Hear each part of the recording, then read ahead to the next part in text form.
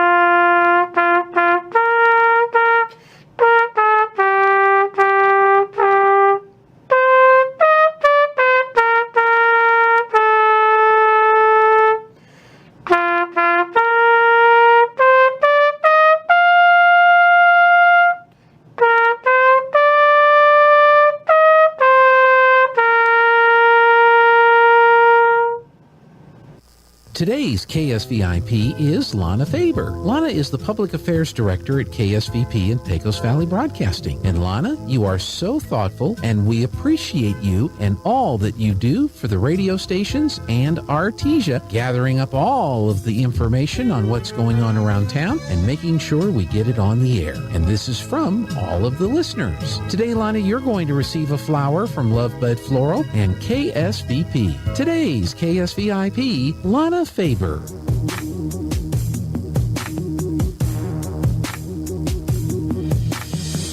see me mowing my front lawn.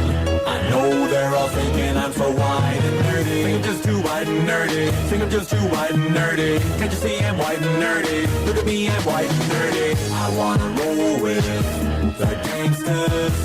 So far they all think I'm too white and nerdy. Think I'm just too white and nerdy. Think I'm just too white and nerdy. I'm just too white and nerdy. Really, really white and nerdy. Well, this is an interesting start to the day today. Good morning. Welcome once again to the Good Morning Artesia radio show as we are getting set for Wednesday, February 1st, and a couple of weather-related announcements to make just before we went on the air.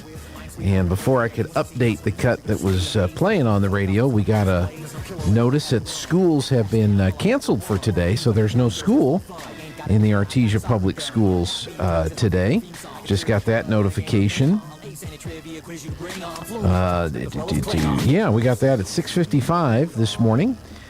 School is canceled today for all Artesia schools. We will continue monitoring the forecast for Thursday, and we'll communicate again later this evening. So last night we had gotten word about the delay and had been mentioning that overnight on the radio. And then, as I said, just a few minutes before we went on the air, looking at the forecast and everything, they decided to go ahead and just call school off for today. So no school in Artesia today. And City of Artesia, all their offices and facilities are operating on a 2-hour delay today. Could see some snow here in an hour or so. And maybe throughout the day today, the storm system doesn't seem to be clearing out as quickly as they thought when we were looking at the forecast for this part of the week. Back on Monday, it looked like we might have a little wintry mix of weather possible today and out of here by today, actually, late yesterday and today. And as it turned out, they extended it to Thursday morning. Now they've extended it to Thursday afternoon, some of the weather advisories. And so, yeah, we've got a 40% chance for some snow today. Cloudy skies and just not very warm. But it looks like, knock on wood here, it's my head I'm knocking on, maybe by tonight, tomorrow, this will all be out of here, and we'll start the warming trend back again, and have some really decent weather for this weekend into early next week. So, got our fingers crossed that that's how we get it done. What do we have on the schedule today? We are scheduled to have some basketball players today, but they've called off school. We're scheduled to have our superintendent's segment, but again, there's no school. In the 8 o'clock hour, we normally have the mayor/county commissioner, but yesterday was the 5th Tuesday, so there were no meetings yesterday. But we will probably see Mayor/Commissioner Henry. We were texting back and forth yesterday, and so hopefully he'll have a chance to pop in and kind of give us an update on stuff going on with the county and the city and the construction projects and all the other good stuff. And then in the 9 o'clock hour, if Louie's on a 2-hour delay, I hope Louie doesn't come in at 11 o'clock since it's supposed to be here at 9 o'clock. But Louie Reyes is scheduled to be with us this morning, talk about upcoming spring programs, and we're going to meet the new folks that are going to be running the pool here in town. And then we're supposed to have our Central Valley Electric update. So that's what we're supposed to be doing today. And we'll just see. We'll see how it goes. Roads are fine in town. They're a lot better today than they were yesterday. Yesterday we had the freezing fog. We had some slick spots on the highways, and stuff was kind of messing around. But today, not so bad, but we might get some snow. Let's find out for sure. Steve, what does your crystal ball tell us? I'm meteorologist Steve Hamilton with your Pecos Valley weather. Low pressure over western Texas may bring us a few snow showers or rain showers today. Our afternoon high in the upper 30s to low 40s. Slight chance of a little bit of light snow overnight, and our low dropping to about 25, and then a few rain or snow showers tomorrow morning. They'll be wrapping up by afternoon, and high pressure is back, turning things sunny. Our high in the mid-50s. That's your latest forecast. I'm meteorologist Steve Hamilton. All right, Steve-O, thank you very much. Right now, cloudy skies, 25 degrees here in Artesia. Humidity is at 80%. The dew point is 20. Our winds are out of the north at 2. Pressure at 30.30 and steady. Our air quality is 47. We have good air quality. We don't even have the wind affecting things. I mean, the temperature is 25, the wind chill's 24, so it's a lot nicer out there today than it was 24 hours ago. But again, there's that possibility of some wintry weather. Our sunset will be at 5:30, our sunrise at 6:51. Around the region, it is snow flurries and 26 in Carlsbad, cloudy and 25 in Roswell, 23 in Hobbs. Around New Mexico, clear, 24 in Albuquerque, 22 in Santa Fe. They've got cloudy skies and 27 in Cloudcroft and Ruidoso. Mostly cloudy, 28 in Las Cruces, clear and 12 in Farmington and Red River. Cloudy and 22 in Clovis. And then in West Texas, chance of flurries in the next hour, 23 and cloudy in Lubbock, cloudy and 34 in El Paso. And again, here in Artesia, we've got cloudy skies, 25 degrees, snowy conditions expected around 8 o'clock this morning. Let's take a look at our lunch menus for the schools, but there's no school today, so we don't have to worry about what's in the school cafeterias, unless they'd already made breakfast. But they were on a 2-hour delay, so they would have known that last night. So no school. So I'm going to write on here, no school. Okay. At the senior meal site today, they're going to have rigatoni with meat sauce, broccoli, garden salad, garlic bread, and applesauce. So it's rigatoni with meat sauce today at the senior meal site. At the library, they'll be doing the Mother Goose program at 10 o'clock this morning at the library. At the senior center today, the advisory council will meet at 9 o'clock this morning. The exercise video is at 8:15. The Tops Club meets at 9 o'clock. The jewelry class meets at 9:30. And then after lunch, the wood burning at 1 o'clock, the bridge at 1 o'clock, train dominoes at 1 o'clock, and the sewing group meets at 1:30. Tomorrow, Thursday, the folks from Humana will be there at the senior center for member orientation. So if you are a member of Humana and you've got questions or just want to be up to date on everything for this year, that's tomorrow, Thursday, 2 o'clock at the Senior Center. School calendar. Well, there is no school today, so I guess they cancel all the other activities, although it was state bowling is in Albuquerque. So did they go up to Albuquerque? Okay. So we know that. Birthdays today. Joe, is it Kisher? Having a birthday today, and Elizabeth Bratcher is having a birthday today. So happy birthday to all of you from all of us at KSVP. All right, we're going to take a quick break. Coach Hodling is here. We'll talk some Lady Bulldog basketball when we come back. What's tougher than a Ford truck? Finding a Ford truck. Artesia Ford Sales is ready to help with a great selection of certified pre-owned Ford trucks. All certified pre-owned vehicles qualify for low 0.99% interest for 36 months. If a new Ford truck is what you want, let us order your new truck from the factory. Artesia Ford can price protect your selection. The price today is the price you'll pay when your new truck is delivered. Don't let buying a new truck be tough. Make buying a Ford truck easy by visiting Artesia Ford Sales today. Southeast New Mexico College offers a variety of associate degrees and certificates to help you pursue your educational goals. You'll find high-quality, affordable associate programs like business and nursing. Certificate programs like natural gas compression, welding, and industrial maintenance are offered to serve the common needs. Find your direction at SENMC.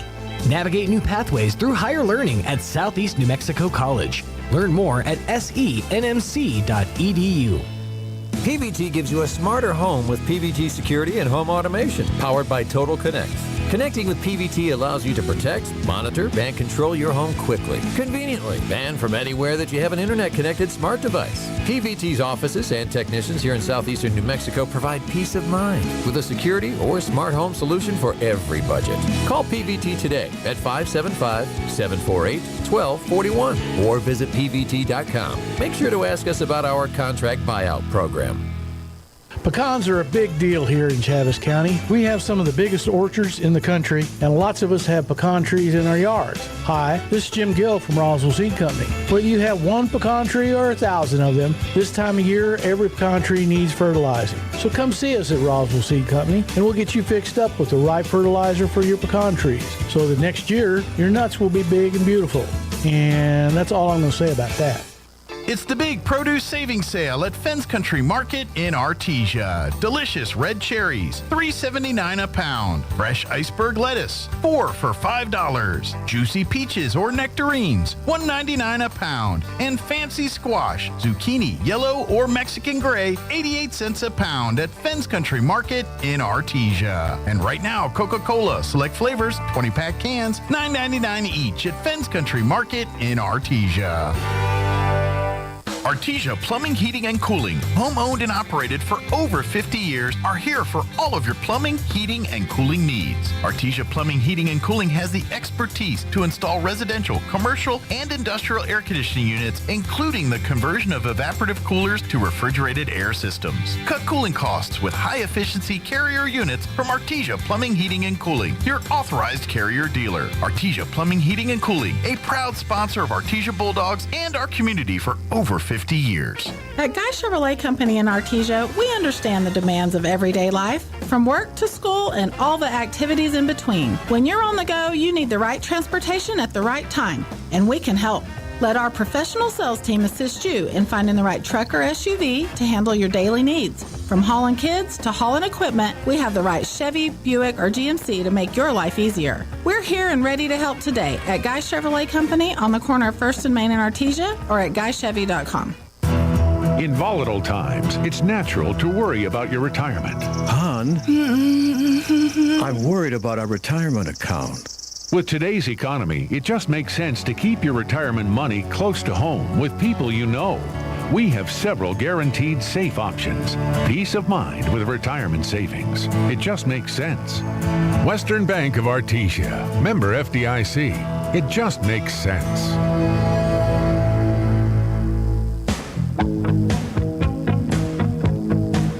Welcome back on Good Morning Artesia. And in case you're just waking up and haven't looked at your phone yet, no school today in Artesia. They've canceled school for today, and I don't know if anticipation of the weather or at least expectation that there might be some bad weather throughout the day today. It was a 2-hour delay, but right before 7 o'clock, they went ahead and said just no school today. City of Artesia offices are operating on a 2-hour delay today. And joining us now is Coach Jeff Hodling, and appreciate you coming in, Coach. I know with no school, the girls probably wanted to sleep in today. Yeah, I told them don't come. So we anticipated a little more weather, but I'm sure it's coming. But days like today, if they can't come, I try to make it. I mean, we still want to do our part. Appreciate that. Yeah. And last night, Game 2 of District at home at the Pit, and Portales made it into town, and I understand they made it back just fine last night. And it was 1 point Bulldogs, but got a victory last night. Yeah, I caught Coach Fraze before the game, and I said, hey, how are the roads? He goes, oh, they were great. They were dry, no trouble. So I don't, they canceled the Goddard-Lovington game. I don't know if that was Roswell or Goddard or Lovington canceling which end it was, but the roads through Roswell were good. So we were real happy that Portales was able to make it, and putting these games off is not in the best interest of either team, I don't think. So for them to make it down and for us to get the game played was really good. And we were talking before we went on air here that it was a tough game, and we didn't really play that great, especially for about 2.5 quarters. So to come away with even just a 1-point win is really good for us, as we can put that one behind us now and we can begin to prepare for Goddard. But everybody in the district is pretty good for us. I know the boys are kind of steamrolling through their end right now, but for us it's tough. And Portales is real gritty and scrappy, and they played that way. And so to get a win at home is really big for us. Because they had lost to Goddard on Friday night, and you guys were in Lovington, beating Lovington Friday night. So that means Artesia's 2-0. Yeah. First couple of games into district, so I'm sure you're happy with that start. Yeah, we are. I had mentioned this to Joby in our pregame interview. Every year in district, the idea is to win at home and then maybe get 1 or 2 on the road if you can. And the teams that can do that generally have the upper hand. So Goddard was able to beat Portales at Portales, and that was a tough one for them. It was in overtime, and I think they ended up winning by maybe 4 or 6 points. But we got our win on the road against Lovington. And of course, we defended our home court last night. I know Portales was thinking the same thing. They wanted to get one on the road last night, and close. They almost did, and but we're able to hold them off. So 2-0 going in is really big for us right now, and Portales is kind of behind the 8 ball, being 0-2. If we can go up to Goddard Friday night and get one more, I feel like we'll be in the driver's seat. And that's easy to say today. It's going to be hard for us to do that. But if we can do that, and then maybe the rest of it can kind of get muddied up, if Lovington can sneak up on one of those guys, or Portales can get one back from Goddard, that'll put us in a great spot. So, obviously the best thing for us to do is to continue to win, and if we do that, we won't have to worry. But it's interesting to see how everything unfolds, as teams play. From the Max Preps ranking standpoint, Artesia's been in the top 10 this year. That's pretty nice. The last time they updated, Artesia was number 6. That shouldn't change. Portales at number 10. You were talking about how even things are. Goddard is 7. Yeah. Portales is 10, and then Lovington is in the top 15 at number 14. So they're improved this year. Yeah, they really have. Coach Bridgeforth, man, I tell you what, I really respect and admire that guy. He's such a good coach, and he knows obviously what he's doing. He's really turned those kids around, and they're playing some good basketball. That's why I think that they have the potential to get a win here in the district. They could very easily have a night where they get to shooting really good or something, and sneak up on Portales or Goddard, or us for that matter. I'm just glad we beat them at their place, because, man, they're tough. And, that was I think they might have been beating us at halftime Friday night. Or it was tied, maybe. Yeah. So, we had a great second half, but they're much improved, and I think they are good enough to win a game or 2 in district this year. And if that's the case, that might help us down the stretch if we can if we can get them again at our place. So, our district's really tough. But I feel like our pre-district schedule helped us more than maybe Goddard or Portales has.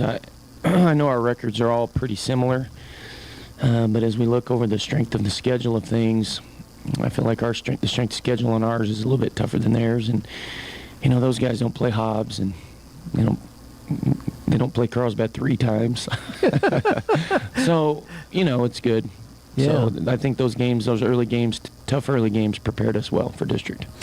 You try, coaches talk about this, you try to learn from every game that you play, whether you win or you lose. After the game, how was the team knowing that they maybe weren't playing their best game, but they still were able to come away with the win? Spirits were high. Anytime you can win in district, everybody's excited. And it's been a couple years since we've beaten Portales, so we were excited about that. The girls were happy, and the spirits were high. But as we reflected on it as a group, and not only with the team, but as coaches, as we met after the game, we collectively agreed that was not our best effort. I shouldn't say our best effort. We played hard, but it wasn't our best game. And so, that's encouraging to know that we didn't play as good as we've been playing, and we still were able to come away with a win. And it was a pretty normal game in that sense. The officials were up and down. We got a technical early on a call I didn't understand. He tried to explain it to me, but we got in foul trouble a little bit and had to go down the bench a little bit more than we have been having to, and we're able to do it. Portales is young this year, and they made a few rough turnovers down the stretch, and that hurt them. And we made big free throws right there at the end, and I value our experience this year.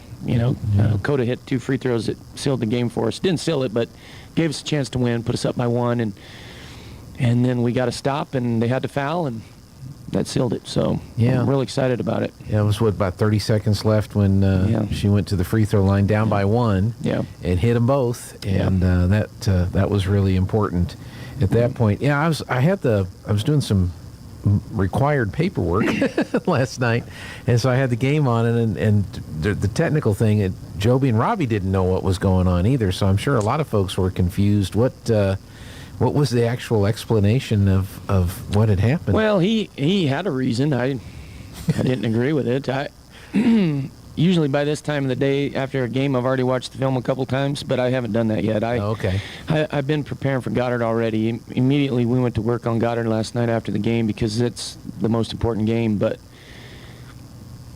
I thought it was a 50-50 ball on the floor, and he said our girl kind of was a little more physical than the other girl, and he didn't like it. And so he called it? Yeah, honestly, I don't know yet. I'm going to have to go back and take a look at it, and I think it was just that. I think it was 50-50. I think they were just going for a loose ball, and from his perspective, he thought it was Hattie, and he thought she was a little more physical than the Portales girl. So she didn't say anything. There wasn't any, swinging or anything like that. They were on the floor getting after a loose ball. So we'll have to see what the film shows. But even so, we overcame that. That sent Hattie to the bench for a stretch because she got in foul trouble early. But again, our bench kids came in and did really good. And those are the kind of games, it's very, very intense in these district games. And it's no different for the officials. They get caught up in the intensity of the game. There's a great crowd there. It was loud, and the band was there, and it's just the momentum of a big game, and officials are humans just like we are, and they're doing the best they can, and I know that. And he gave me a logical explanation. I didn't argue with him, and I didn't agree with him, but, I didn't get mad because it was pretty early in the game, and, we just played through it. Yeah. And turned out okay for us. Yeah. Yeah. Now, Goddard, it's always tough, as you said, that big rival for Artesia as far as district is concerned, and that's kind of a small gym that can get loud and noisy, too. Yeah, that's a good environment. I love playing at Goddard, and it's been a couple years since we beat them there at their place, too, so they have a great player in Erica Cannon, and she might be the best player in the district, maybe. So we're going to have to give her a lot of attention. They've got a big girl in the paint, a little bit like we do. Addison Luck is about 6'1", just a big girl, big and strong, good rebounder. And then they've got a good complementary cast around Cannon. So they're similar to Portales in a lot of ways. They're scrappy and they play man-to-man. So seeing a good Portales team last night, I feel like is preparing us for Goddard. Coach Roybal always does a good job with them getting them to play hard. And they seem to shoot great at their play, so we're hoping we catch them on a night where they don't shoot fantastic from the outside. And if we can do that and keep Erica Cannon relatively in check, because it's like they saying, I don't know who said it, you can't stop her, you can only hope to contain her. Right. And she's one of those kind of kids. And so if we can just contain her and make some other kids hit some big shots, we got a chance to get after them. So we're looking forward to it. And that'll be Friday night. The girls' varsity will be the 5:30 game at Ground Zero. And again, it's always a loud, noisy atmosphere. Their stands, their bleachers are right there on the floor. So they have a student, kind of like Carlsbad, they have a student section that's right there on the floor with the students doing what students do at ball games. And but if you get a lot of Artesia fans in there, they can It counters that pretty good. Yeah, come from the top. So that'll be on Friday night, and I think the weather's going to be fine by Friday. We're supposed to have fingers crossed. Yeah, you never know with how the weather is. Most likely, I haven't gotten the official word. I don't know if you have or not, but most likely the Lovington Goddard game will probably be made up on Tuesday, and you'll have a day off, or you won't have a game on Tuesday. So we'll see how that goes. Yeah, we were also talking about that previously, and I think it was 2 years ago we had a lot of weather, and it caused some cancellations and reschedules in district, and it was difficult to squeeze everything in there. So as a district, when we had our meeting, we said it only makes sense, let's make some cushion in there and give everybody a week between games where if there is a weather delay or something, we can reschedule. And worked out good. I think Lovington and Goddard will play Tuesday when everybody else, well, the whole district had a stretch there of a week off. So, I think that's going to help us. I mean, we're going to be resting, and of course we get Lovington a week from Friday, and they're going to have to go Tuesday against a tough Goddard team. So ideally, Lovington will come into our place next Friday a little bit fatigued from a tough game on Tuesday night. So, and I think it helps us this Friday with Goddard because they spent all their time preparing for Lovington, not looking ahead to us, I'm sure. And now they got us. That's right. So they're going to have to quickly switch gears and not have that game under their belt. So we'll see how that goes. Now, there will be a district tournament this year? Yeah. Okay. For some reason, we still play a district tournament. I'm still not excited about that. I haven't been excited about that for years, but small districts like ours, it's hard.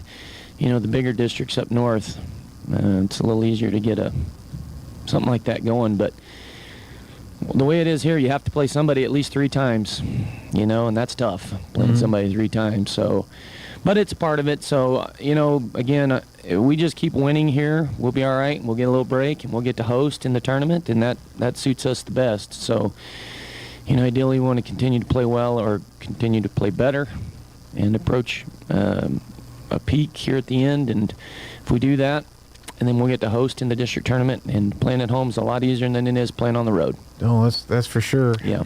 When it comes to the seeding and selection, where does the district tournament fall in the criteria versus just doing well in the regular season? And that's another interesting aspect to the whole thing. If you win the regular season district, you're guaranteed into the state tournament, and here's the thing, you're guaranteed the highest seed from your district.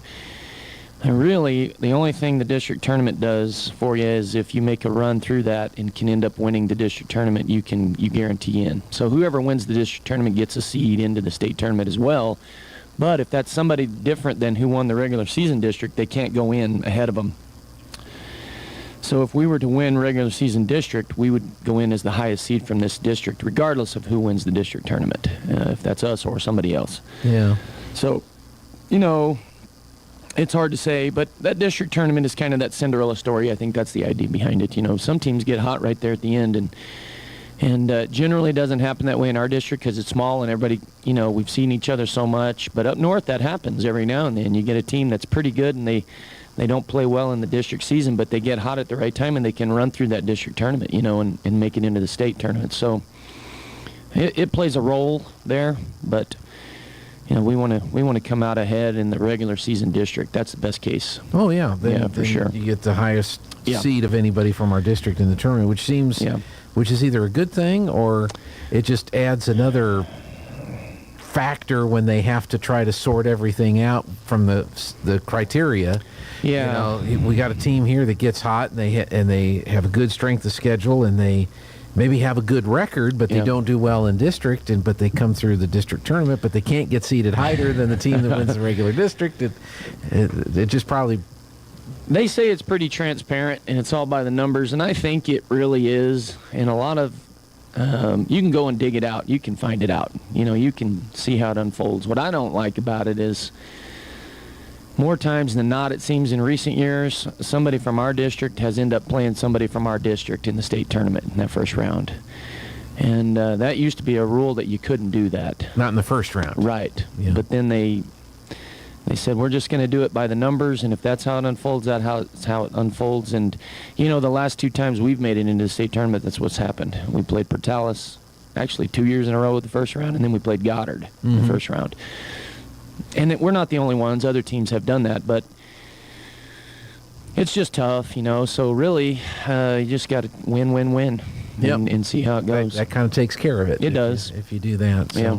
Well, good. Well, anything else you'd like to add today, Coach? Hey, yeah, the crowds have been fantastic so far, and we certainly appreciate you guys following us around and putting us on the internet. And it's been exciting, and the girls are playing well right now. We want to encourage fans to continue to come out and watch, and we want to congratulate the boys. They had a rough first half last night.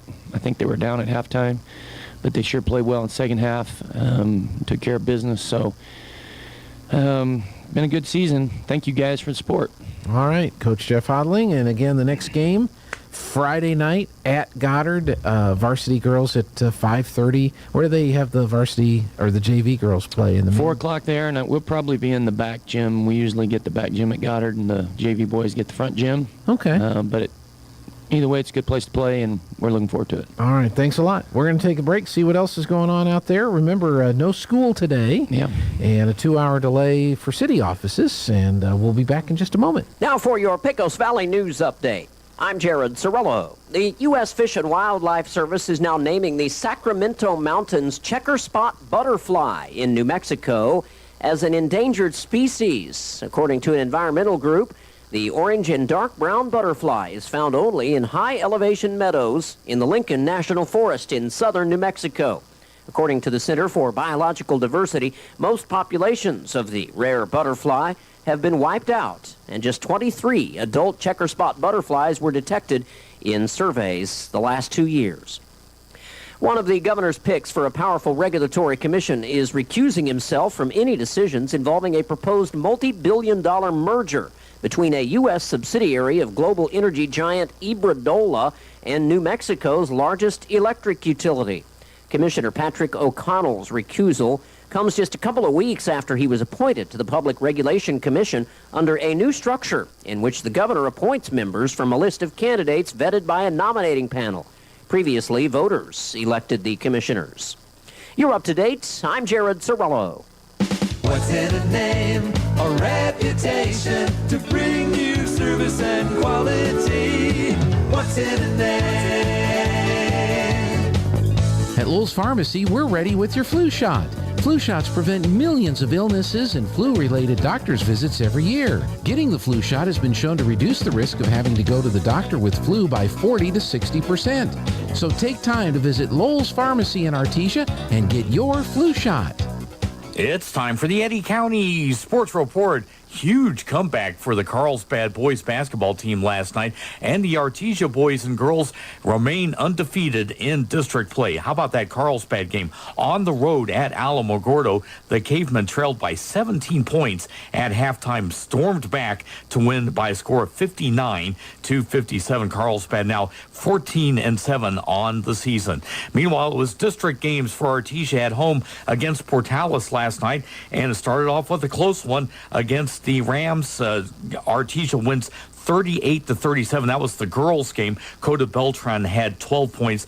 Artesia plays at Goddard on Friday, another boys-girls doubleheader. Meanwhile, the Artesia boys came on afterwards and defeated Portales 67-52. Nick Sanchez 18 points, Diego Weston 15, Cameron Thorpe 12. The Sports Report brought to you by DSI. Call DSI for all your office technology needs. I'm Eric Butler at KSVP Radio, AM 990. Today is February 1st, and 1 month from today, Netflix will begin a crackdown on customers who are sharing their passwords. Here's how. I'm Kim Commando, brought to you by ExpressVPN. Secure your online data and get an extra 3 months free at expressvpn.com/Kim. Insiders say the crackdown will be gentle at first. Every place you watch has its own unique IP address. Every device has a unique device ID. And if you're watching on a TV screen, the TV itself will tell Netflix exactly where you're located. For each password, the company only wants people in the same household and at the same address watching. If someone at a different address is using your password, at first they're going to receive a gentle prodding to get their own account. If they don't get their own account, those prods will come more often, and they're going to sound more urgent. Some notifications will play on your conscience. Eventually, probably in a year, look for hardball tactics. With Netflix, the free rides are definitely over. Get more tech smarts with my daily podcast. It's perfect for whenever you're on the go. It's called Kim Commando Today. Whether you need it for work, school, or a special project, it's important to have the right printer. The Epson EcoTank is a new type of printer that does not use cartridges. Stop buying expensive ink cartridges and save yourself the frustration of replacing ink cartridges ever again. The Epson EcoTank printers have supersized, easy-to-fill ink tanks and come with a ridiculous amount of ink. If you're like me, you've tried rationing your printing to save yourself from replacing ink cartridges. With the Epson EcoTank, you don't have to worry about running out of ink. So start printing in color all you want. Kiss expensive cartridges goodbye already. Get yours today because EcoTank is changing the way people print. EcoTank makes it easy. Make the switch. Add EcoTank to your online shopping list so you can just fill and chill. Epson EcoTank printers available at participating retailers and at epson.com/EcoTankKim. That's Epson.com/EcoTankKim. Epson.com/EcoTankKim. Turpinning & Son Mortuary presents a listing of today's obituaries. Services are scheduled for 10 a.m. Thursday at St. Anthony's Catholic Church for Manuel Lopez of Artesia, New Mexico. Mr. Lopez died January 27th in Roswell at the age of 75. Visitation will be at Turpinning & Son Mortuary this afternoon from 2 to 6 p.m. A rosary is scheduled for 9:30 a.m. on Thursday. Burial will follow the services at Woodbine Cemetery with military honors. Manuel was born in August 1947 in Artesia. He graduated from Artesia High School in 1966. In 1967, he worked for Artesia Furniture until he enlisted in the United States Army. He was first stationed at Fort Bliss, Texas, before arriving overseas in May of 1968. Once there, he was stationed near Gross-Schaffhausen, Germany. He was a member of Battery B, 3rd Battalion, 71st Artillery, and 32nd Army Air Defense Command. Specialist 5 Manuel Lopez also took part in an Army Air Defense Command short notice annual practice at the NAMFI range on the island of Crete. During his time in the Army, he was awarded the National Defense Service Medal, Good Conduct Medal, Second Class Missileman Badge, and Sharpshooter M14. Upon his return to the States, he started working as manager for Whackers, then for American National, and the Department of Labor for the Home Education Livelihood Program. In 1989, he started as a contractor at the Federal Law Enforcement Training Center. He was preceded in death by his parents, grandparents, father-in-law, and a daughter. He is survived by his wife Carmen, his children Eric, Manuel, and Rebecca, and her husband Pete Muniz, along with 6 grandchildren. Once again, funeral services are scheduled for 10 a.m. Thursday, February 2nd at St. Anthony's Catholic Church for Manuel Lopez, who died January 27th at the age of 75. Visitation is today, 2 to 6. A rosary at Turpinning & Son Mortuary, and a rosary is scheduled for 9:30 a.m. Thursday. Burial to follow at Woodbine Cemetery. A memorial gathering will be held at 4 p.m. Saturday, February 4th at Harvest Fellowship for Sarah Elizabeth Chapman Webb of Artesia, New Mexico. Mrs. Webb died January 24th at the age of 76. Sarah was born in April 1946 in Hobbs, the daughter of Orville Charles Chapman and Marion Runland Chapman. Sarah, her identical twin Sue, older brother Bernie, and their parents lived in Wichita Falls, Texas, until 1959 when their father's work relocated them to Artesia. She graduated from Artesia High School in 1964. After some time studying at New Mexico State University, returned home. She spent many years working at Artesia Laundry and Cleaners, where she served as the office manager and owner Howard Whitson's right hand. She married Rodney Webb in 1978 and left her position at the Cleaners in 1983 when she had her child B.D. Sarah, and her family left Artesia to Littleton, Colorado, and then Cairo, Egypt, for several years before returning to Artesia in 1994, where she lived the remainder of her life. She was preceded to death by her parents, her twin sister Sue Snow and her older brother Bernie Chapman. She is survived by her daughter B.D. Sue Spencer and husband Ransom, two nieces, Cindy Snow and husband Hosham, and Haley Klein and her husband Kevin, along with 5 grandchildren and 4 nephews. Once again, a memorial gathering is at 4 p.m. Saturday at Harvest Fellowship for Sarah Elizabeth Chapman Webb, who died January 24th at the age of 76. And this reminder, funeral services are at 10 a.m. Friday at Our Lady of Grace Catholic Church for Jose Alfredo Garcia of Artesia, who passed away January 25th at the age of 66. Father VJ will officiate at the services. A rosary is scheduled for 9:30 a.m. on Friday.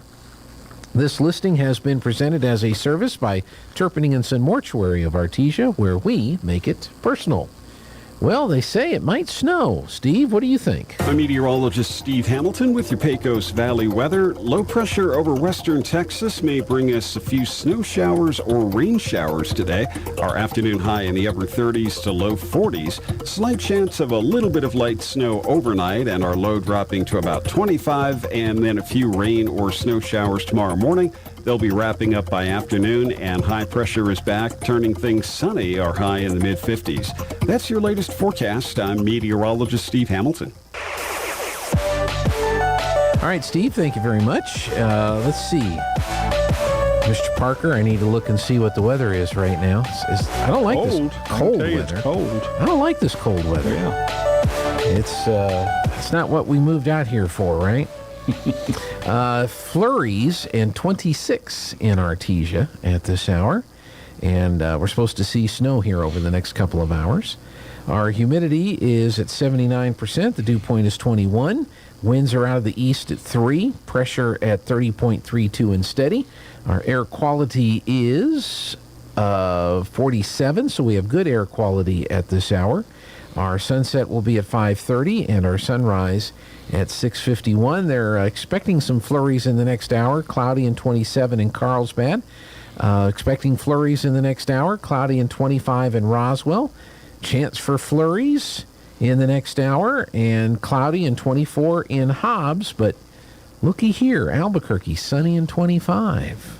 Sunny and 23 in Santa Fe. So they're having some decent weather in other parts of the state of New Mexico. Mr. Parker joins us. Good morning. Good morning, Gene. Is there school today? There is no school today.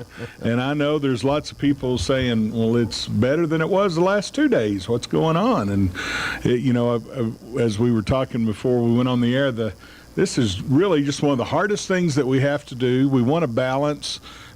Kids' safety will always be first, and making sure that that goes on. But we also know that there's a lot of parents out there that really don't have a lot of options. Parents have to miss work and miss a paycheck today, and so we really do try to be thoughtful of every situation and do what's best. And I know today it's dry out there. We are expecting some precipitation. I was talking to Mr. Phipps this morning. Of course, he's been doing this quite a while. and he said when you have pavement that has not seen the sun for 2 days and has not been over freezing in 2 days, and you get any type of precipitation, you really have a mess. It's not necessarily what it looks like outside. It really is taking in all the factors, and one of the worst things in the world. We've had to do this a couple of times in the last 33 years that I've been in the schools. The worst thing is to have to get those kids out early, because that's really a hardship on parents, and not having to leave work and make plans in the middle of the day is really a bad thing. And so we certainly don't want that to happen. And so that's why the decision was made this morning to go ahead and just go with a closure today, because we do have 60% chance of precipitation, and when that falls and hits the road, we know it's going to freeze, and the worst type of road conditions is that black ice where you don't see it. And my son, who is a first-year driver, was telling me yesterday it was a little interesting at times when driving, and I said, yeah, I know, it worries me, because we have lots of those inexperienced drivers out on the road, and my son, who drives a pickup, that's the worst thing, and to drive in ice too, because you don't have that traction in the back. But it's something we want our kids to be safe, and trying to balance all the needs of the community. And even though there's no one in the valley who has canceled school, my phone just rang. I'm glad it did, because it told me to silence it. But that was a district administrator in Carlsbad, and I'm sure she's wanting to know what our plans were for the day. And so that's what's going on with the weather. And more importantly, this is the first day of CTE month. Okay. And Mr. Greer and some CTE teachers were supposed to come in this morning, but Mr. Greer is in Albuquerque watching our bowlers compete in state up there, and Mr. Arthur was supposed to come down today. He lives in Roswell, and we told him just stay, and we'll have him double up down the road with other people. So I thought I can probably take care of the CTE. We can do that. I did want to ask you one question, though. Friday is Parent-Teacher Conference Day. Yes, sir. So there's no students in the schools, but the teachers will all be standing by. How important is it for parents to come out on Parent-Teacher Day and talk to their teachers at this point in the school year? Well, it's extremely important, and even at all ages. We get great participation in our elementary schools, and it's a lot easier in elementary school. Your student has one, maybe two teachers, and at the secondary schools they've got 7, and in the elementary schools a teacher will have 25 kids maximum, and in the secondary schools they're going to have 120, 140 students, and so it is a little bit tougher, but of course our teachers are always, that's not the only day you can have a parent-teacher conference. We're always open to that. You just have to contact that teacher and set up a time. But I always said the number one indicator of student success is the parents' involvement in whatever's happening at school. It doesn't matter if it's a party, it doesn't matter if it's a program, that's taking place at school, or a parent conference day. When a student sees that the parents think it's important, then the kids think it's important, and it is essential. I mean, there's just not anything else. The The student has to see that the parents think it's important, and they can certainly do that by setting up a time, going and talking to the teacher, and then sharing that information with the student. This is what your teacher said. This is what we're going to work on. So, it really is. And some of the numbers I'm going to share with you in CTE just bear out all the way through that our kids need this, and especially now more than ever. Mm-hmm. Well, let's talk about CTE career technical education. There's a new building that's going to be built after the school year, and not that there isn't anything going on in that area now, right. But that'll enhance the program. So where would you like to begin with? Well, I would just like to talk about why we think career and technical education is important, and now more than ever. We have some data here that's talking about since the pandemic, 1,000 students in New Mexico have dropped out of school, and that's alarming. 47%, almost half of those students, say that they have dropped out because they don't see the relevance in school. Students now more than ever see relevance, and that's something that all teachers have to keep in the back of their mind, that we have to keep hammering home, this is why you're learning this. When I went to school, I learned it because that's what the teacher said I needed to learn it. We didn't ask questions, and our kids are inquisitive now, and that's a great thing. There is nothing wrong with that, but we've got to have the answer for them too, that students know that school is relevant. The whole New Mexico graduation rate for high school, and this is in 4 years, is 76%, and we have students who don't graduate in 4 years, but graduate in that 5th year. And, we tell them, we make sure they understand the 4 years doesn't matter. It's getting the piece of paper that matters. And if it takes you 5.5, 6 years, we want to help you with that. But that should alarm that only 3 out of 4 are graduating on time. Even more so, College New Mexico graduation rate is 39%. That is, that's a disturbing number. A lot of times, students will go to college and, they may stay for a semester or two. They don't have anything other than the credits earned to show for that. But really, when you start college, you should be there to get the degree. Mm-hmm. State community colleges is 26% graduation rate. So, that's an alarming number. And when you see that, we're looking for solutions. At least 80% of college students change their major at least once. That's a no-brainer. Most people did that. I changed mine twice because I changed it away from what I was doing to something else and then back to what I was doing. So, it is. It's something that we need to look at. Now, CTE students, if you talk about the CTE students who are in the programs and committed to those programs, 98% of those graduate high school. And, it just goes to, absolutely. 74. And then CTE students have an 80% graduation rate in college. And so students who know that they know what they want to do after high school are going to be successful. And so we want to do that. And we talked about it last week.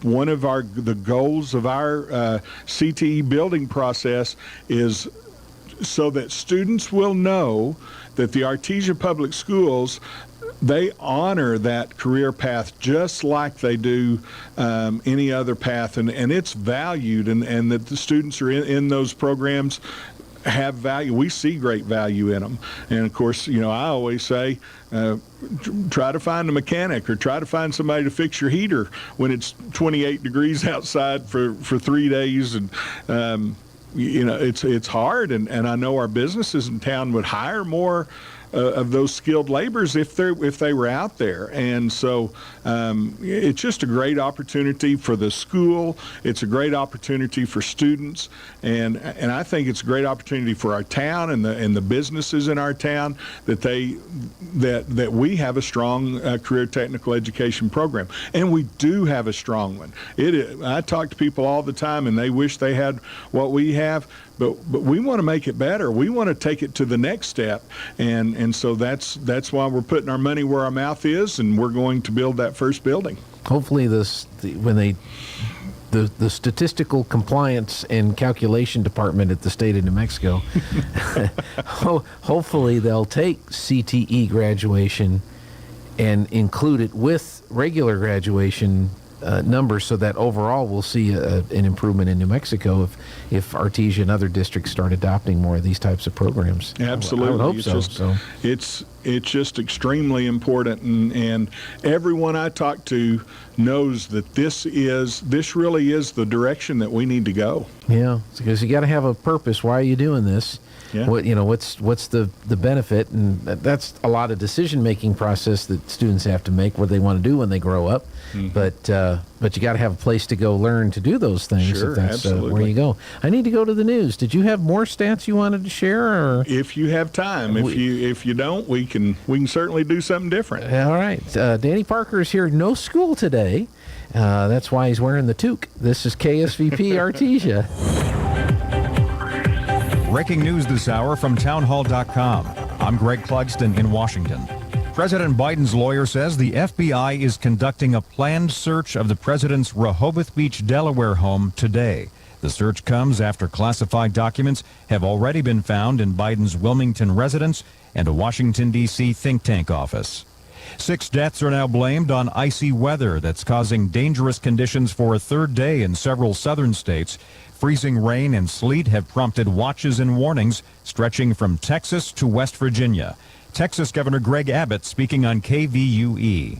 Because of icing, many roads in Texas will remain very dangerous for the next 24 to 48 hours. Nearly 2,000 flights have been canceled today. The list for cancellations includes both major airports in Dallas. For the second time in 2 years, football's Tom Brady says he's retiring. Noting that he's not going to change his mind, the iconic quarterback posted a video on social media in which he announced his retirement. He admitted that while he said the same thing 1 year ago today, he insists that this time there's no going back. Brady quarterbacked his teams to an unprecedented 7 Super Bowl titles. He's also the only player with 5 Super Bowl MVPs. That's correspondent Jeremy House. The New York Attorney General's office has released video of a deposition given by former President Trump last August in its civil fraud investigation. In the video, Trump gave his reason for not answering questions. Anyone in my position not taking the Fifth Amendment would be a fool, an absolute fool. Republican Congressman George Santos of New York is temporarily stepping down from his 2 House committees amid ongoing ethics questions, but says he has no plans to resign. The Dow down 155. This is SRN News. Sleep Financial Group is not a law firm. This story is called The Ugly Truth About Timeshare. If you think you've done your family a favor by buying a timeshare, you need my help. Hello, I'm Chuck McDowell, CEO and founder of Wesley Financial Group. 10 years ago, I started helping folks cancel their timeshare. And in the process, started what's now called the timeshare cancellation industry. Timeshare is the only thing that you can buy that you can't tell me how much it's going to cost or when it's going to end. When you buy a timeshare, you give them a blank check to fill out any amount they want for annual maintenance and assessment fees. The crazy thing is, this never ends. Even when you die, your family's now going to be stuck with this burden. Stop the insanity today. Call my office now. If we take you as a client, I guarantee we'll cancel your timeshare or you'll pay nothing. Call for your free information kit. 800-626-5252. That's 800-626-5252. 800-626-5252. Palestinian officials say 2 Palestinians have been killed in brand new fighting with Israeli forces. Word of today's deadly violence came after Secretary of State Blinken wrapped up a 2-day visit to Israel and the occupied West Bank. That's where he spent much of his time trying to diffuse tensions. He said he heard concerns about the violence from both Israeli and Palestinian leaders, and also heard ideas on how to improve cooperation and security. Restoring calm is our immediate task. But over the longer term, we have to do more than just lower tensions.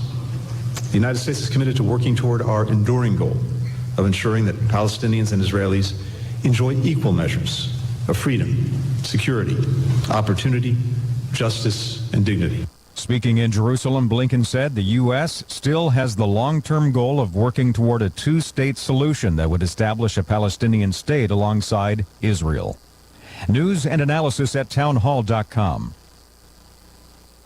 Minnesota is embracing unlimited abortion. Governor Tim Walz has enshrined abortion into Minnesota statutes. He signed a bill Tuesday that's meant to ensure that the state's existing protections remain in place no matter who sits on future courts. Democratic leaders took advantage of their new control of both houses of the legislature to rush the bill through the first month of the 2023 legislative session. Pro-life activists decry the bill as extreme. They say that it and other fast-track legislation expected to get votes in the coming weeks will leave Minnesota with essentially no restrictions on abortion. Keith Peters reporting. Authorities in Western Australia have recovered a tiny but dangerous radioactive capsule that fell off a truck along a major highway last month. An official says it's like finding a needle in a haystack. The capsule emits dangerous amounts of radiation. More on these stories at townhall.com. Today's KSVIP is Lana Faber. Lana is the Public Affairs Director at KSVP and Pecos Valley Broadcasting. And Lana, you are so thoughtful, and we appreciate you and all that you do for the radio stations and Artesia, gathering up all of the information on what's going on around town and making sure we get it on the air. And this is from all of the listeners. Today, Lana, you're going to receive a flower from Lovebud Floral and KSVP. Today's KSVIP, Lana Faber.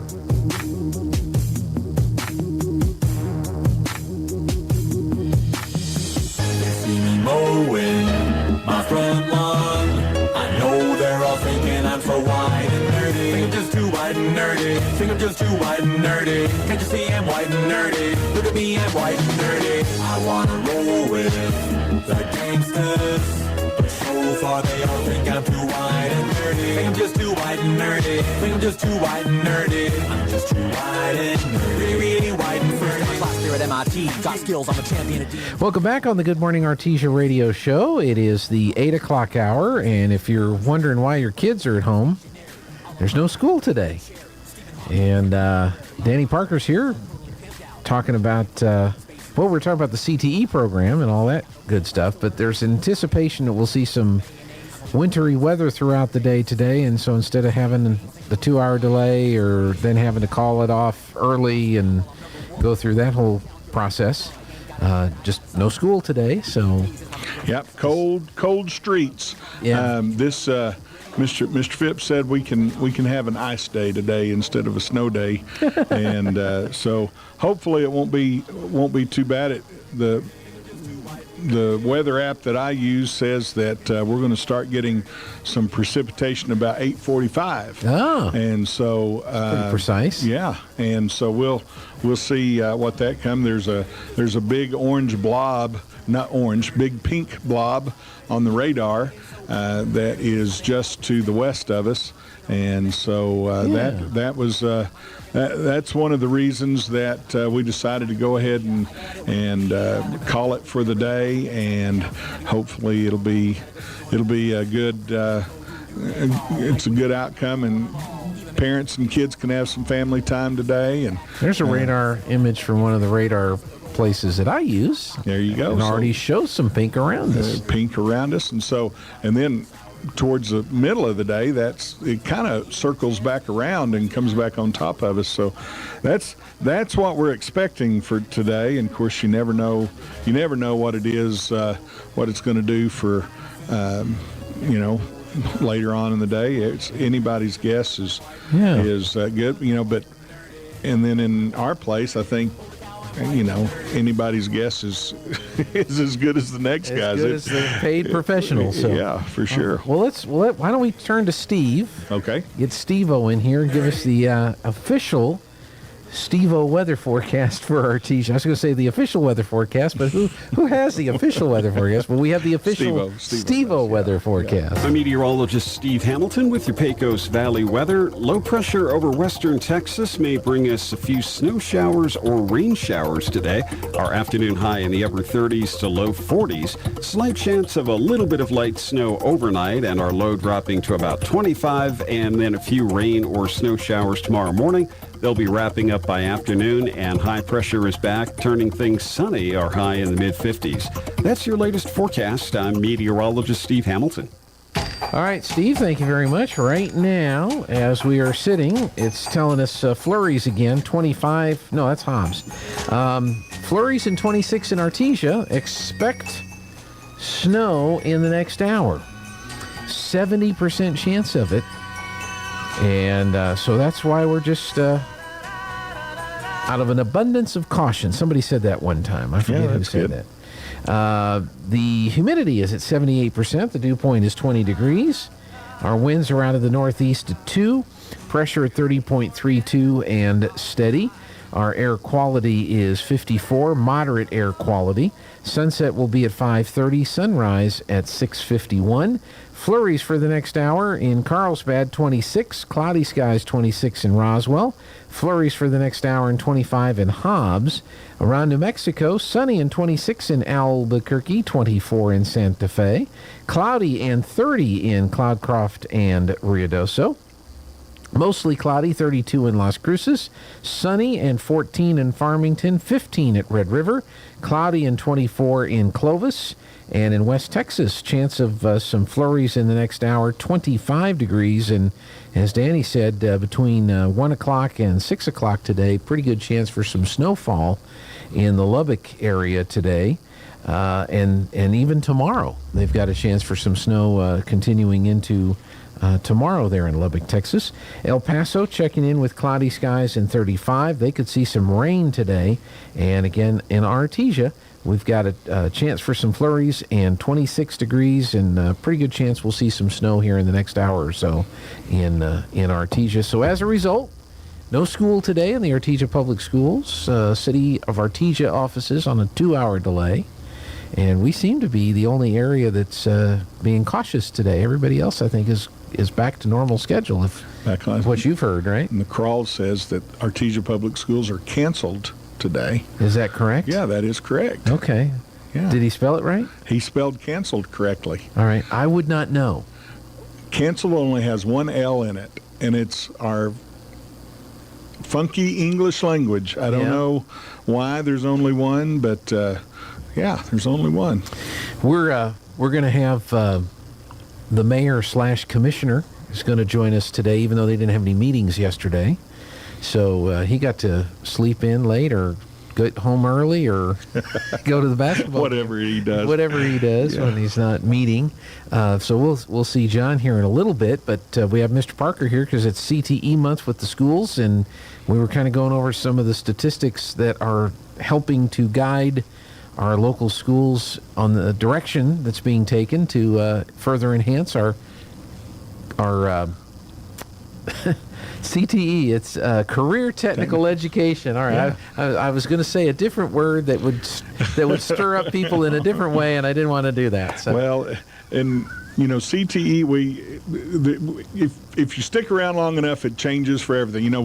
We still have a trades building down there, vocational trades building, and we used to call it vocational. Yep. There's always Votech. There's Votech. That was another iteration, and so it's CTE now, and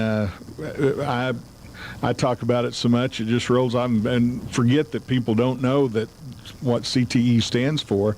But one of the things we went through some statistics earlier, and I have a few more statistics, and this is the graduation rate disaggregated by a subgroup, and so all of the subgroups have graduation rates that are basically in the low to mid 70s. We do have a couple of 60s thrown in there, but if those students are CTE students, they're all in the upper 90s, their graduation rates. And so we know that it engages students. One of the things that we have talked about, just that is a very big concern since COVID.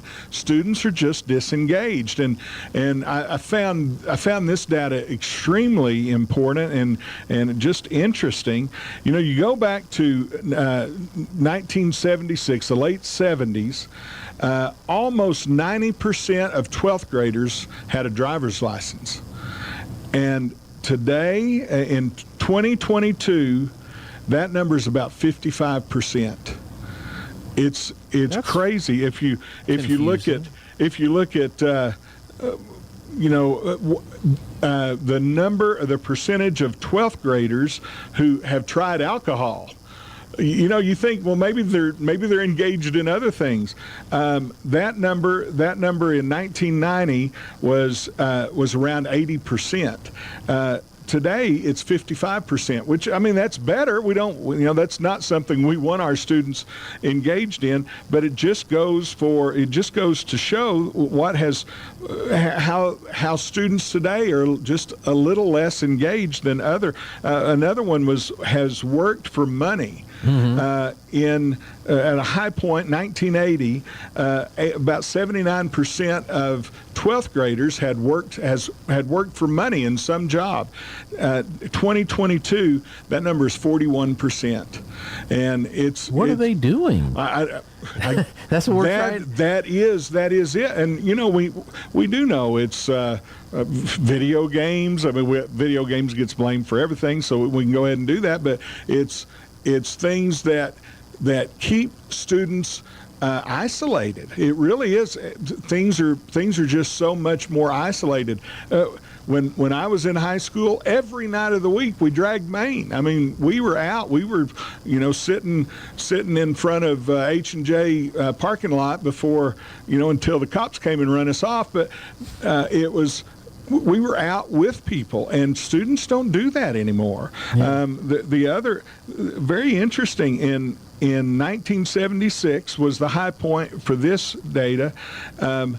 About 85% of 12th graders had dated. In 2018, we don't have any data after that. In 2018, only half have.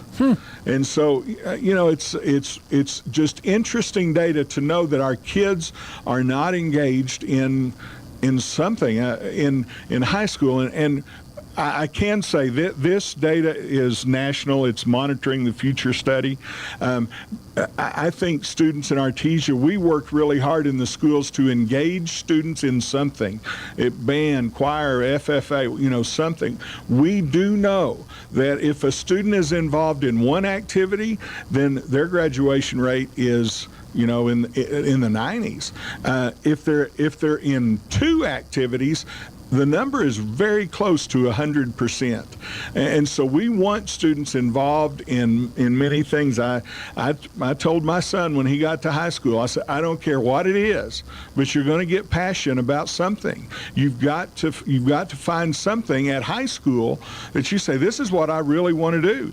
And maybe it's a job, maybe it's something else. Whatever it is, you're not going to be in the house. You're going to be out and about doing things. That's so important for students to do that, and so we want to do our best to do what's best for kids, and we know that being involved in something, and we even have clubs for our CTE programs.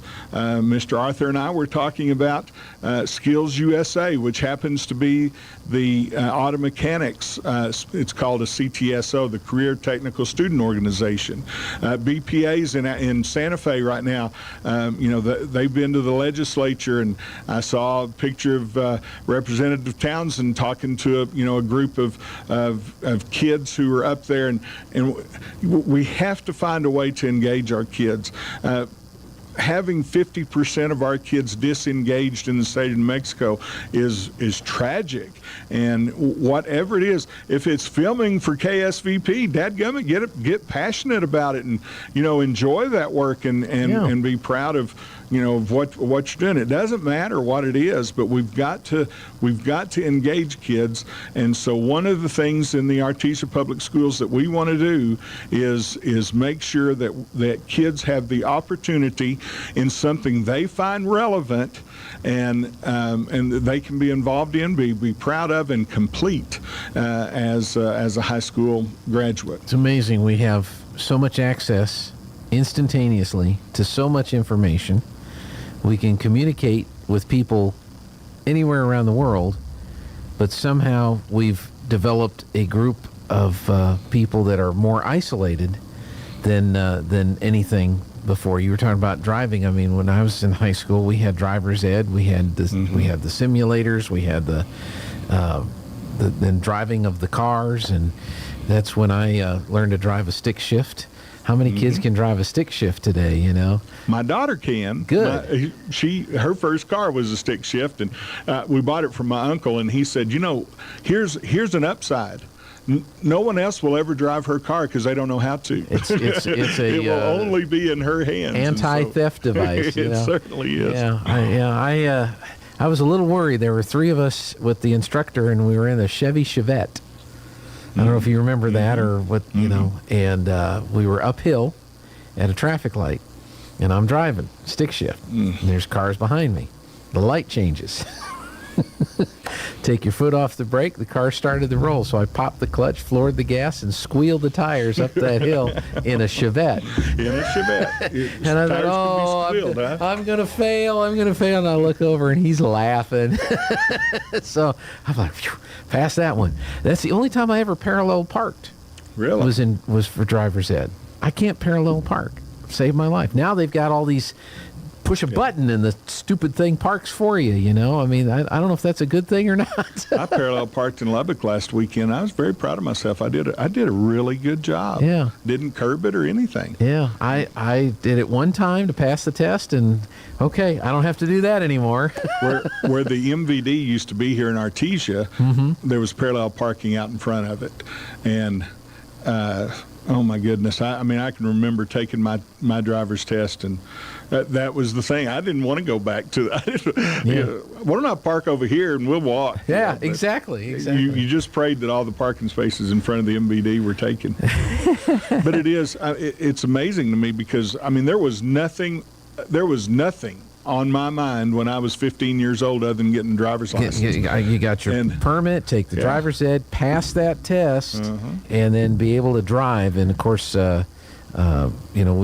my age, we had the hand-me-down cars, but nowadays you don't see a lot of hand-me-down cars out there. Jackson is driving my dad's pickup that was handed down to me, and then it's handed down to him. And he when I told him that's what he's going to drive, he said, "Hey, I love the idea that I'm driving my grandpa's pickup." Yeah, neat story. Well, folks, if you have questions about the new building that's going to be coming up and the different programs that are going to be enhanced and improved upon and made available for students, just reach out to Danny or Mr. Greer at the high school. Or just call. If you'd like for us to come talk to your group, we'd love to do that. We want to get the ideas out. We do have more buildings to build after this first building, and so we want the support. We want it to be vocal from our constituents, and we just think it's extremely important to take the steps that we're taking right now, and I think it's going to be great for kids. That's the only benchmark that we really should have. Of course, you have the other constraints of cost and the people to teach those programs, but it really is what's best for kids, and we want students to know that the Artesia Public Schools aren't just for the kids going to college. We're trying to find pathways for all of our students to say, I'm successful. Very good. Danny, thanks for coming in. Appreciate Thank it you, on Gene. your day Anytime. off. You bet. Well, no, I got to go back to the office. But I get to wear jeans to the office today, That's right. so that's fun. That's good. All right. I should have done the same. Okay. Thanks, Andy. We're going to take a break, and the mayor/commissioner is here, and we're going to get an update for you on what's happening with all that when we come back. Thanks, Danny. In volatile times, it's natural to worry about your retirement. Hon, I'm worried about our retirement account. With today's economy, it just makes sense to keep your retirement money close to home with people you know. We have several guaranteed safe options. Peace of mind with retirement savings. It just makes sense. Western Bank of Artesia. Member FDIC. It just makes sense. Hi, this is Melanie from Glenn's Furniture, and I want to tell you about our store-wide sale happening now. All items in every department are on sale. Upgrade your living space with power reclining sofas and love seats or beautiful sectionals with charging ports. Create ambience with amazing table and floor lamps. Get that long-awaited restful night's sleep with a new Serta mattress. Every department is on sale from our existing prices, so come down to Glenn's Furniture on the corner of Union and Alameda, where delivery is free since 1953. Attention gun and knife collectors. Los Alamos Ammo presents the Carlsbad Gun Show, February 4th and 5th at the Pecos River Village Conference Center at 711 Muscatel in Carlsbad. Guns, knives, reloading supplies, Western collectibles, great gifts, jewelry, and more. Brands you know and love like Winchester, Colt, Ruger, Remington, Marlin, Case, and so much more. Open Saturday 9 to 5, 10 to 4 on Sunday. Bring the whole family. Adults $7, kids 12 to 17 only $3, and discounted 2-day passes are available. The Carlsbad Gun Show this Saturday, February 4th and Sunday, February 5th at the Pecos River Village Conference Center, 711 Muscatel in Carlsbad. Buy, sell, trade. You don't want to miss it. This is John. Hey, my name is John Jackson. He's not some actor. He's a steward of the land with a John Deere 3 Series tractor. John runs with us. Nothing runs like a Deere. Get a 3 Series tractor with 0% APR for 72 months at your John Deere dealer today. For additional cost information, please call toll-free 855-633-2316. Stop by Pecos Valley Equipment in Artesia or Roswell, or visit us online at pecosvalleyequipment.com. Looking for a delicious lunch or dinner? Asian Market brings the flavors of the East to Roswell. Dine in or carry out. Sample the best Asian cuisine in town. Try their stir-fry rice with pork, chicken, beef, or all three. How about their pad thai chicken, sesame chicken, or sweet and sour chicken? Or try their glass noodle and Thai beef salad, all made fresh to order. Dine in or call ahead and pick up at the Asian Market today. Hi, this is Nok. Come see me at the Asian Market, 5702 South Main in Roswell. Call 575-840-5309. Are you paying too much for term life insurance? There's a tremendous price war among the major term life companies. Rates have dropped dramatically in the past few years. For example, a man age 45 non-tobacco user, $1 million of coverage is only $75 per month. Level for the next 10 years. Or a man age 50 non-tobacco user can buy $500,000 of coverage for a monthly premium of only $110. Guaranteed not to change for the next 20 years. That's right, level rates for 20 years. And if you're a smoker, we have great rates for you as well. At the Term Lifeline, we specialize in policies of $500,000 and above. So if you're looking for new or replacement term life insurance, call right now for a free quote. Rates and availability may vary by state. Sample rate quotes are based on preferred non-tobacco underwriting exam required to qualify. 800-430-1309. 800-430-1309. 800-430-1309. That's At Guy Chevrolet Company in Artesia, we understand the demands of everyday life, from work to school and all the activities in between. When you're on the go, you need the right transportation at the right time, and we can help. Let our professional sales team assist you in finding the right truck or SUV to handle your daily needs. From hauling kids to hauling equipment, we have the right Chevy, Buick, or GMC to make your life easier. We're here and ready to help today at Guy Chevrolet Company on the corner of 1st and Main in Artesia or at guychevy.com.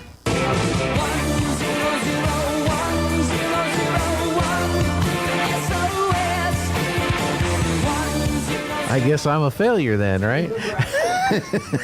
Because I didn't go to college. Yeah, well, yeah, and I have a career. I did. Tanya and I both did. And neither one of us are doing what we went to college for. So, had a good time, though. Yeah. Well, there's a friend of mine. We were talking with Mr. Parker about the career technical education program, and it looks like in New Mexico, there's going to be a big emphasis to really help school districts across the state move into those particular areas. But I kind of knew early on I was going to be a radio DJ, so I didn't worry about those other things. Had a friend of mine, he was going to be a mortician. Right. And so I don't need to know anything other than what's going to help me get what I need to, whatever degree or certification I need to get to be a mortician. And sure enough, he became a mortician, and I'm in Artesia with a microphone here. Yeah. But it'll be very interesting to see how well that turns out, because I think Artesia schools will get a lot of support from industry and government helping that happen. Yeah. Well, and I think that's what we've all said for so long, right? I mean, what's the money is being spent in the system. I mean, New Mexico spends towards the half or upper half with monies, and we're getting low results. Well, why is that? And I think it's because things like, I mean, just talking to him for, what was that, 2 minutes, 3 minutes? I already feel like, oh, okay, so everything we're saying seems to make sense. Go to these folks who are on the ground doing it every day and listening to kids, and let's talk to them and say, hey, what might work? And looks like they know what might work. So it would be great to see something, because I'm with you. I mean, there's a lot of kids that work for me, a lot of kids I've dealt with that they have no intention to go to college. They don't want to go to college, and but they want to be a plumber, an electrician, a trade. And my gosh, we're so short on trades across the country. We should be encouraging that, saying they're wonderful jobs. If I had it all to do again, I probably would have picked one of those. Not electricity; it scares me to death. But you're a brave person in electric. But everything, it's interesting, it's fun, and it's in demand. So I don't mind electricity. I respect electricity. Yes, I do. I'll do, like Tanya will say, hey, fix this and fix that, and plumbing, I'll jump right in. I don't usually do it right, but I'll jump in and try it. Electricity, not gonna do it. So the other thing too is I'm scared of heights. I cannot. Okay. I'm not climbing towers. I'm not doing any of that. Right. We were. This was a couple of years ago. I was with Tubes McFingers, our cracked engineer, formerly. No, he's still cracked. He's our former engineer. So I have to remember how to put the words in the right order. But he and I were putting a microwave dish on the top of a building in Roswell. Yeah. And we had to get up on the top floor, and then we had to get up on the elevator shaft on that shack, the roof of that shack. And I'm sitting in the middle of that 20 by 20 area, because I didn't want to get anywhere near the edge, especially that side where if you fell off, you were 5 stories down. Yeah. And he's up there just hanging the antenna, going over the edge and doing all. What are you afraid of? I'm afraid of falling. Yeah. See the ground? I don't want to hit it. So, but some people don't mind. So you got to find something that you really enjoy doing, and if. And I think maybe that's a good realization, that we're just not pounding. We're not pounding into kids' heads. You got to go to college. You got to go to college. You got to go to college. Yeah. College may be what you have to do. 100%. But if you don't want to go to college, maybe you shouldn't be discouraged, and hopefully encouraged to maybe look at some other options. So and it might not even be a trade. Some folks. I went to college for a business, which turned into a hotel management type deal. And so I knew from a very young age, I loved Marriott. I don't know why, but I remember driving when I'd go visit my grandparents in Albuquerque, the big one, I thought it was the coolest place in the world, and I wanted to work. So anyways, but by the time I got to Marriott, I'd gone to college, I'd done all my stuff, and there was a young lady working there that had worked for 4 years, whereas I had gone to college for 4 years. We were in the exact same spot. And so both worked. I mean, both ways work. And sometimes if you're passionate about it and just want to dive, I think it's a shame when it really bothers me, especially when we talk about best city in New Mexico and things like that. I think a lot of folks look at jobs and say, oh, well, that's just. No, that's not just. That's a crucial job. It doesn't matter what that job is. The person sitting in it, it's crucial they're there, right? I mean, from a CEO all the way down to whatever you want to call it, you want them there. Well, that's what so disappointed me about our governor during the pandemic, when they came out with this essential, non-essential garbage. Everything is essential. Everything. And that was a dumb thing to do. Our speaking of the hotel business, our general sales manager grew up in the radio business. His dad had a radio station, so he grew up, going to the remotes, blowing up balloons, cooking hot dogs, all that kind of stuff. And he decided he didn't want to get into the radio business. He wanted to get into the hotel business. Yeah. And so he got his degree, went to college, and he got a job working at one of the suite things over there in Lubbock. Right. And after a little while, realized, I don't like people. Does make it hard. He says, and he loves people, but those, the kind of people you probably know exactly 100%. What he was talking about. And so he says, hey, maybe I can get into radio. So he's been with us now for a number of years, does a fantastic job. But he doesn't have to deal with not enough toilet paper or sheets or you mess this up or whatever. Yeah. We'll go back to my story last time with the toothbrush. Yeah. It had nothing to do with it. Yeah. The airline lost your bag, not me.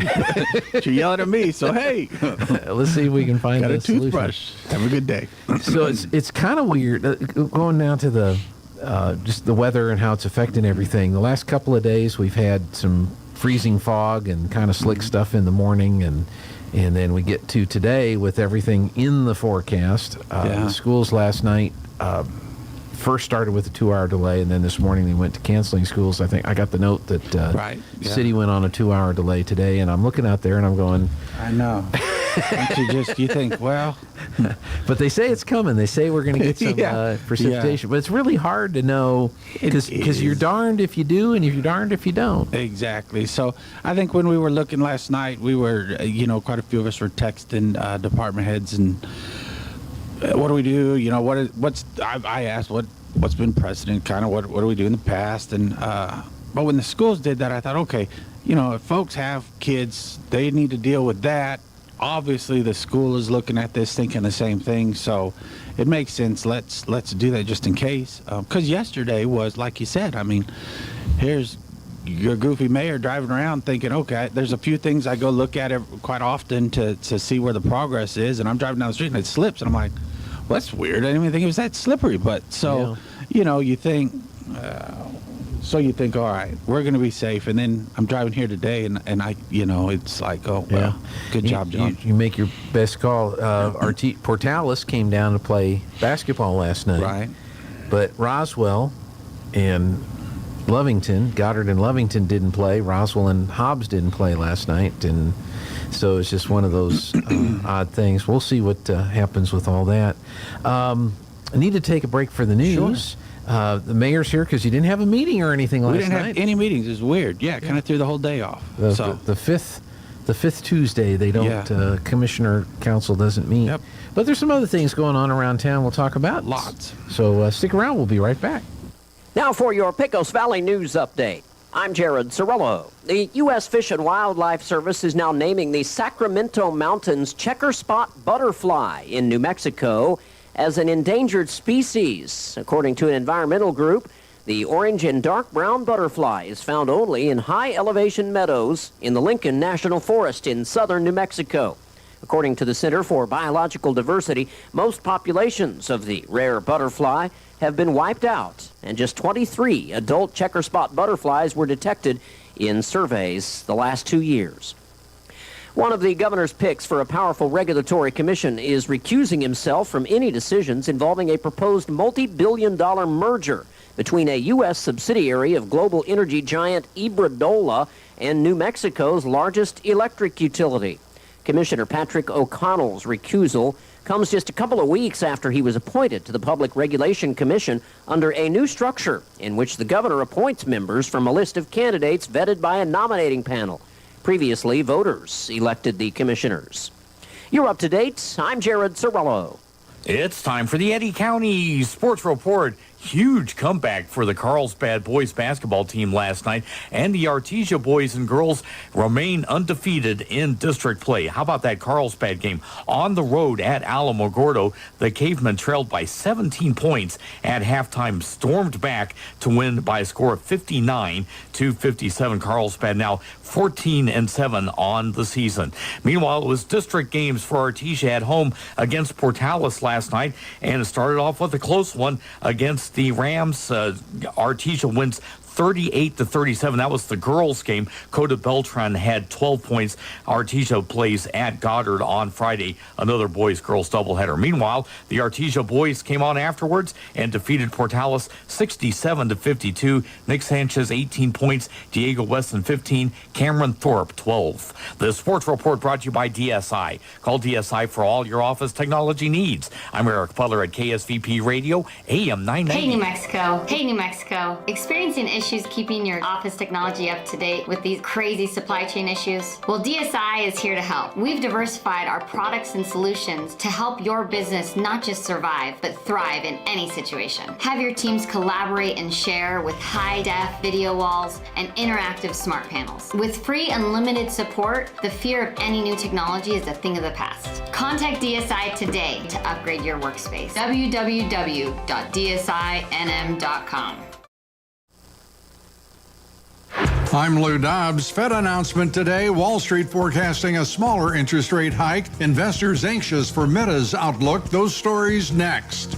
Lou Dobbs here for the good folks at Lone Star Transfer. If you felt booking your timeshare has been difficult in the past, recently it's almost impossible. Most clients are shocked to learn their timeshare is now available to the public, severely limiting their booking options. Many owners are also upset their yearly dues have nearly doubled in this maintenance fee season. For well over a decade, Lone Star Transfer has helped over 18,000 owners get out of their timeshare fees legally and permanently. With an A-plus rating at the Better Business Bureau and over 900 five-star testimonials, their clients know they can trust Lone Star Transfer. Lone Star Transfer guarantees the release of all liability to your timeshare in writing and in a specific time frame. Start the new year off right. Call my good friends for a free, no-obligation consultation at 844-284-4739. That's 844-284-4739 or online at LoneStarTransfer.com. The Federal Reserve to announce its 8th consecutive rate hike today. Estimates are a 25 basis point increase, the smallest since March of last year. Fed Chair Jerome Powell to make the announcement at 2:30 Eastern. All three major stock indexes posting significant gains last month. The S&P notching its best month since 2019. The Nasdaq up 11% after technology stocks rallied. More jobs data today. The January ADP employment report forecast to be down about 45,000 from December. Meta earnings today. Facebook's parent lost nearly 2/3 of its value last year, mostly because of lost advertising revenue. After 2 consecutive periods with no forecast, investors are looking for an improved outlook. Please join me 3 times each weekday right here on this station. This is the Lou Dobbs Financial Report. All right, thank you, Lou. He'll have a midday report and an afternoon report. Next hour, we'll talk to Aaron Irving and get an update on that. And I've got a joke for Aaron here. I'll run it past you, see if it's worthy of Aaron. I don't know. He's pretty good. He is good. Why was Cinderella so bad at soccer? I'm not sure. She kept running away from the ball. It's pretty good. I think he'll like it. I think he'll like it. So. All right. No school today in Artesia, and city offices will be on a 2-hour delay, so they'll be about 10 o'clock. Mm-hmm. And as we anticipate some winter weather moving in, Steve, what's your forecast for us for today? I'm meteorologist Steve Hamilton with your Pecos Valley weather. Low pressure over western Texas may bring us a few snow showers or rain showers today. Our afternoon high in the upper 30s to low 40s. Slight chance of a little bit of light snow overnight, and our low dropping to about 25, and then a few rain or snow showers tomorrow morning. They'll be wrapping up by afternoon, and high pressure is back, turning things sunny. Our high in the mid-50s. That's your latest forecast. I'm meteorologist Steve Hamilton.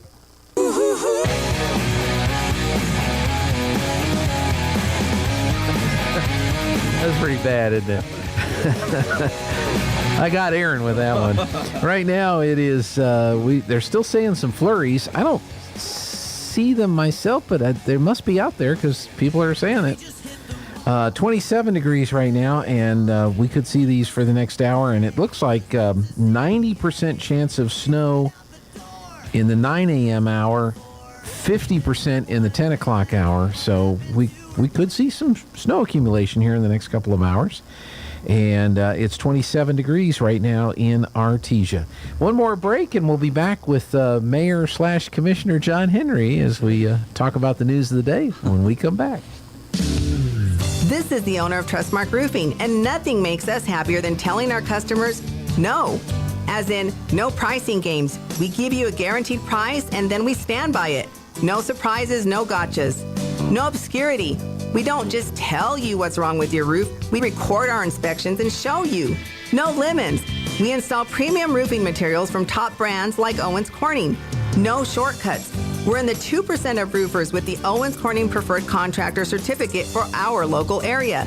This means we offer precision installation and the longest warranties. Want a beautiful new roof that's built to last? Choose Trustmark Roofing, the roofer that loves to tell our customers no. For an estimate, call us at 575-755-ROOF or find us online at trustmarkroofpros.com. Trustmark Roofing, we put people first. Plumbing, air conditioning, heating, gas lines, sewer jetting, refrigeration, ice machines, RO systems, water softening, sheet metal fabrication, duct cleaning, residential and commercial. Crouch does it all. When you find yourself in need of assistance, give the experts at Crouch Plumbing, Heating and Air Conditioning a call. The Crouches know quality matters, and they'll find the best solutions for your situation. That's 575-746-3782 for Crouch Plumbing, Heating and Air Conditioning, serving all of Eddy County since 1967. If you need a Kubota that works and plays hard, stop looking. You'll find everything you need at Amigo Machinery. When it comes to tough Kubota tractors, mowers, construction equipment, and utility vehicles, all with low-rate financing, Amigo Machinery is your one-stop shop. We are passionately committed to providing our customers with the highest quality products, most innovative solutions, and services delivered with integrity and professionalism. Stop by Amigo Machinery in Roswell or see us online at amigo-machinery.com. Central Valley Electric Cooperative in Artesia is currently seeking a meter technician. If you have a strong technical background and a passion for electrical systems, Central Valley Electric wants you on their team. As a meter technician, you'll be responsible for the installation, maintenance, and repair of electric meters. This is a hands-on role that requires a strong work ethic and a commitment to safety. If you're ready to join a dynamic company and grow your career, apply now in person at CVE's Artesia office at 1403 North 13th Street. Central Valley Electric Cooperative is an equal opportunity employer. Southeast New Mexico College offers a variety of associate degrees and certificates to help you pursue your educational goals. You'll find high-quality, affordable associate programs like business and nursing. Certificate programs like natural gas compression, welding, and industrial maintenance are offered to serve the common needs. Find your direction at SENMC. Navigate new pathways through higher learning at Southeast New Mexico College. Learn more at senmc.edu. Artesia High School Bulldog Sports is made possible thanks to Buckhorn Production, LLC. Founded in 2021, Buckhorn Production, LLC operates over 200 wells in the Permian Basin. Like the Artesia Bulldogs, Buckhorn Production, LLC strives for excellence in all of our operations. We encourage all of our employees to be great members of our community and encourage you to join them in supporting all of our athletes, students, teachers, and administrators. Buckhorn Production, LLC, proud to support the Artesia Bulldogs.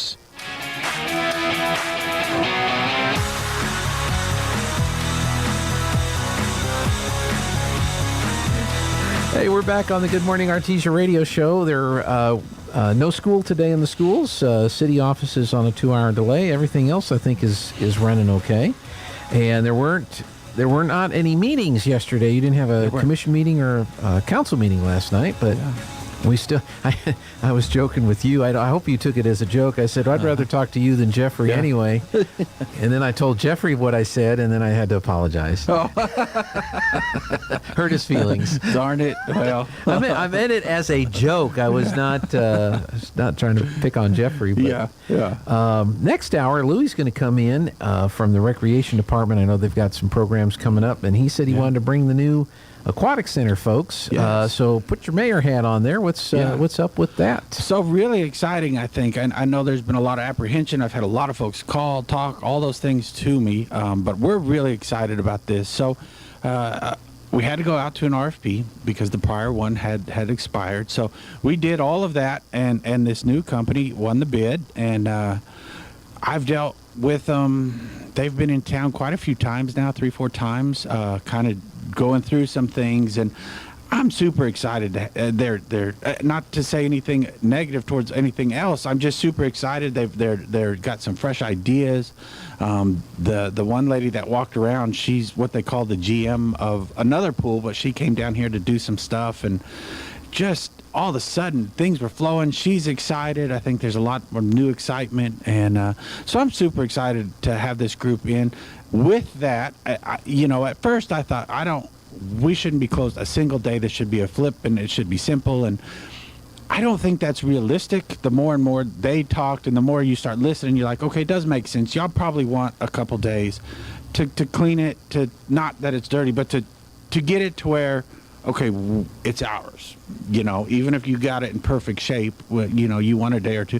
We do it when we buy a house, right? The house, even if it's a brand new house, I walk in the first couple days, we clean it. And so clean to what they want, do the training they want, make sure they understand where everybody's skill levels are, and get them ready to go. And so they're going to do that for 2 days. So today and tomorrow is what they're doing all that. And then they'll should hit the ground running pretty quick after that. So I'm pretty excited because some of the ideas, this lady her pool's in Oklahoma, and some of the things they do up there, I thought, man, folks in Artesia, I think, would really love some of the things. So it's a good thing. Everybody should be excited. Don't be nervous about it. Now, even though it's closed to the public, obviously the swim team and the school has some programs.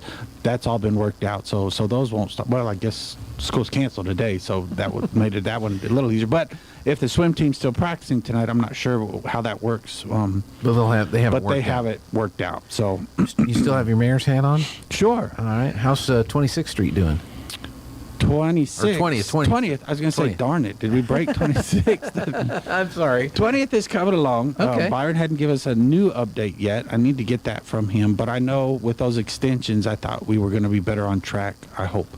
So, but I can get you a better answer. But I do think, as far as I know, nothing has changed since the last time there was those couple extensions, and I think they should hopefully be on track there. Okay. Well, that's good. Yeah. And of course, now it's weather. And when it's this cold, obviously we talk a lot about chip seals and things, so I don't know if that will... You don't want to chip seal in those things in cold weather. It just won't hold. I was going to kick when either Byron or the county...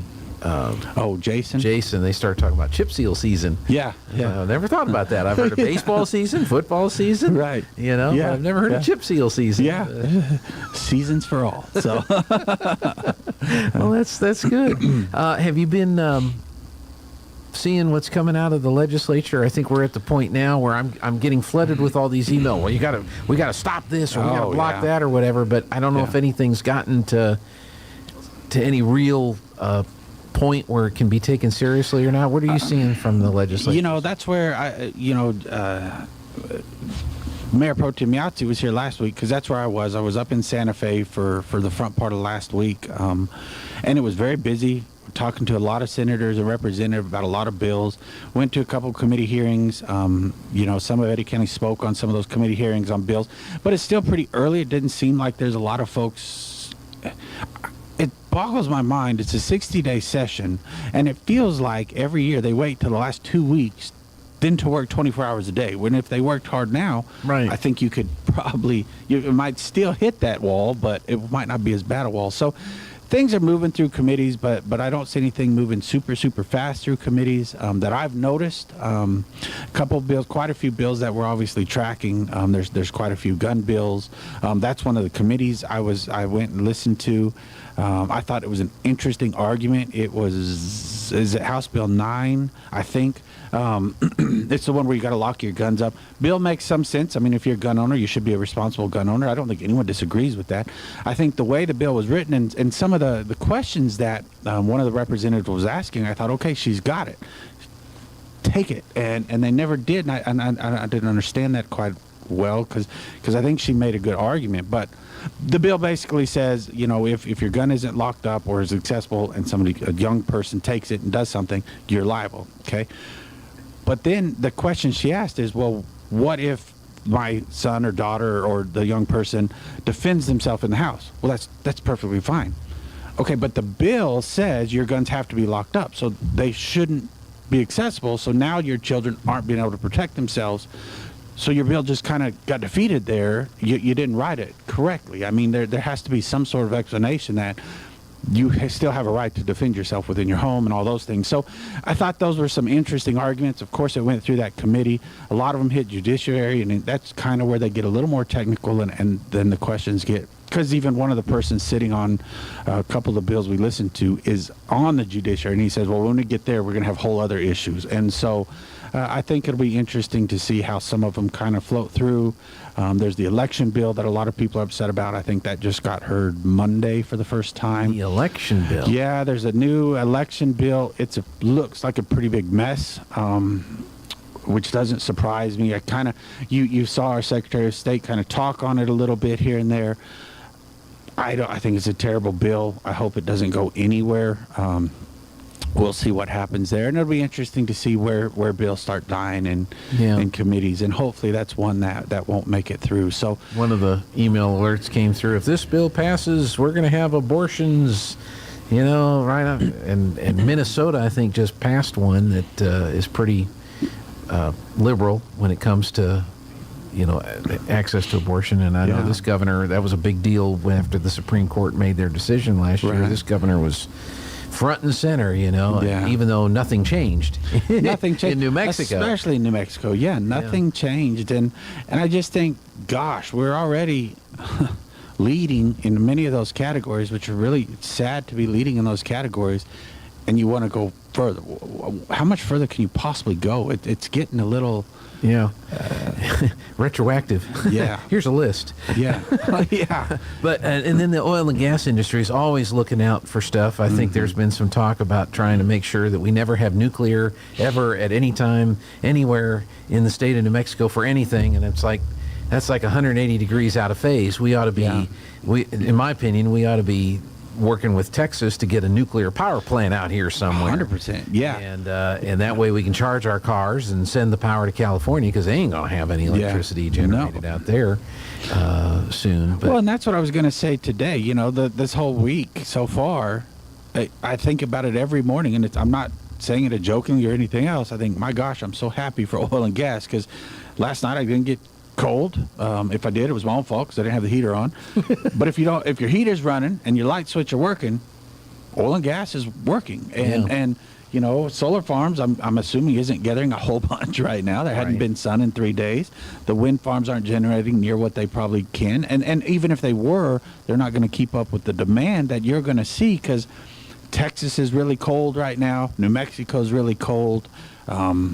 I'm sure Colorado was cold. I talked to my sister. So without it, just those 3 states alone, just imagine the load that's hitting that to keep ourselves warm and lights on. So thank goodness for oil and gas every day, and that's what boggles my mind, because there are pieces of nuclear that I don't love about New Mexico, but the one piece that I really think we should embrace wholeheartedly is, you're right. Let's have a power plant, nuclear. You could turn on lights for West Texas, for New Mexico, for all sorts of things, and it's clean. It's cleaner energy. If that's what you're really going for, that you ought to be considering it anyway, as opposed to considering nothing at all, and that seems kind of frustrating. Any county info or anything that I know you didn't have a meeting, but just anything you'd like to share? No, I mean, the county, we're kind of doing the same thing. We've got a lobbyist up there that kind of tracks a lot of things for us, keeps us up to date. Lots of things moving in the county. We've got a traffic study recently done. We're excited about that for Artesia side. Some things I've been working on there as mayor county that kind of overlap the little area. So some really good stuff that Burns has helped us with and Byron's participated in. No, the county is moving really well. Things are going really good, I think. I think we're going to have some big discussions very, very soon. We keep saying that, but I think they're coming up on some big capital stuff that we've got to get done and get moving. So, yeah. But I know the session, there's a couple bills. I sat with Senator Griggs for a little while one day, and he's running the same bill he did last year about courthouses to get some help there. I think that's a really interesting bill because I think there's a lot of courthouses across the state that it's really great because our state has some really cool historic courthouses, but then our state has some cool historic courthouses, and so you got to take care of them, and we got to make sure we're staying up on all those. So he's got a bill that hopefully will go through this year, at least get a chance to help fund some of that. And that's been my big argument on the county side and the city side. We're kind of in the same boat on that. Is things continue, they're not necessarily considered up their unfunded mandates, but the way they're approaching some of this stuff is creating what I would consider an unfunded mandate. You know, when you're not securing the border, we're having to up our police force, we're having to up our drug task force, our jails, our everything else. And something I thought was really interesting that I've never thought of is, and I don't remember where I was listening to it. It was in one of the meetings or committees up there.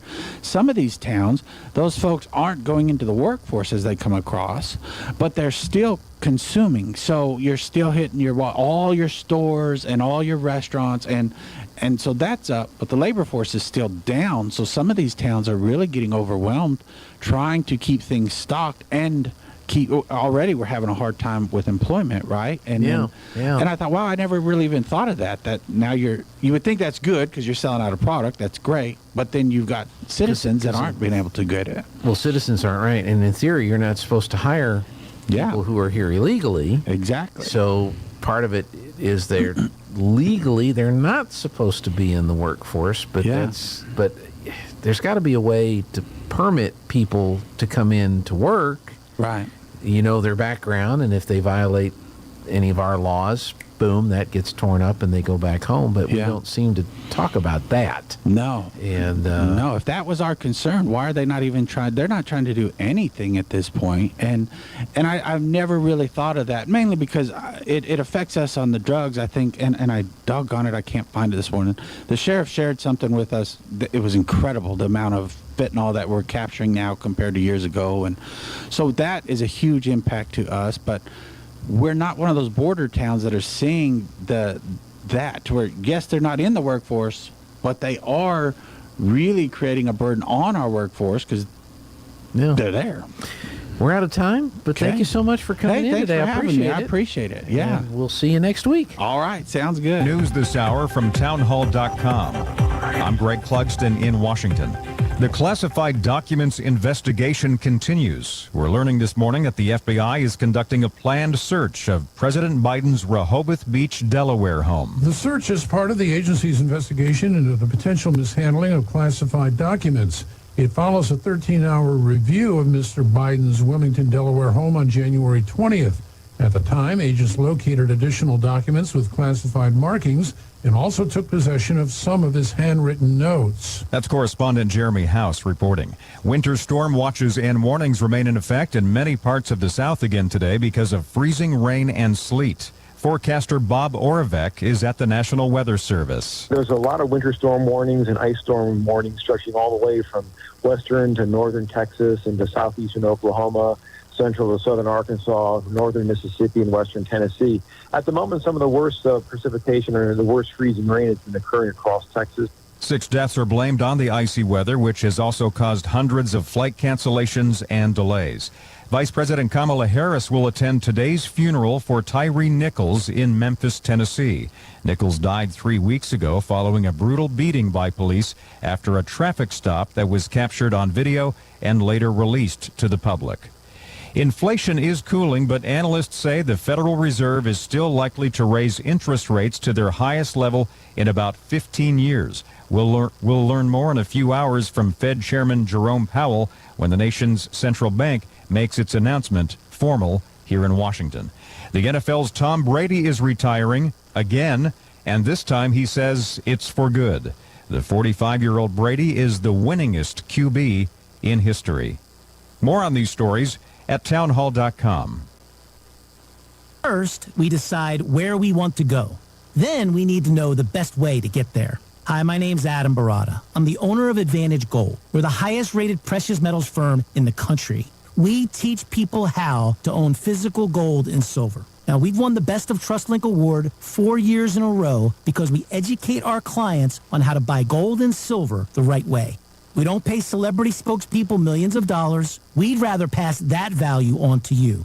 Call 800-900-8000 and speak with one of our experts. We'll send you a free gold kit along with my latest #1 national best-selling book, The Great Devaluation. Call 800-900-8000. That's 800-900-8000. Get the best information, the best process, the best service, the best value. Call Advantage Gold at 800-900-8000. Call 800-900-8000. Advantage Gold is not an investment advisor or a tax advisor. Consult with your financial advisor before investing. Up to 500,000 workers are on strike across the United Kingdom in the biggest day of industrial action that Britain has seen in more than a decade. Thousands of schools are closing some or all of their classrooms. Train services are paralyzed and delays expected at airports as teachers, university staff, civil servants, border officials and train and bus drivers walk out of their jobs on the same day. The mass strike marks an escalation of disruptive action across multiple key industries. Unions are stepping up pressure on the government to demand better pay as wages fail to keep pace with soaring inflation. Charles de la Desma, London. The death toll from this week's mosque in western Pakistan stands at 101. Authorities say the explosion wounded 225 people, mostly police officers. News and analysis at townhall.com. The CDC says there may be a link between a bacterial infection and an over-the-counter eye drop. The agency reports a majority of those affected with the bacterial infection had used EsriCare artificial tears. The CDC is recommending that consumers not use the eye drops until all lab tests are complete. Reportedly, one person is dead. 3 others have suffered permanent loss of vision from that bacterial infection. Tasha Stevens reporting. More than 1,000 people have pleaded guilty or have convicted of federal charges of defrauding COVID-19 relief programs, and more than 600 other people and entities face federal fraud charges. House Republicans say a congressional hearing today marks the beginning of what they promise will be aggressive oversight of the Biden administration. Early in the pandemic, Congress approved more than $4.5 billion for COVID-19 relief programs. More on these stories at townhall.com.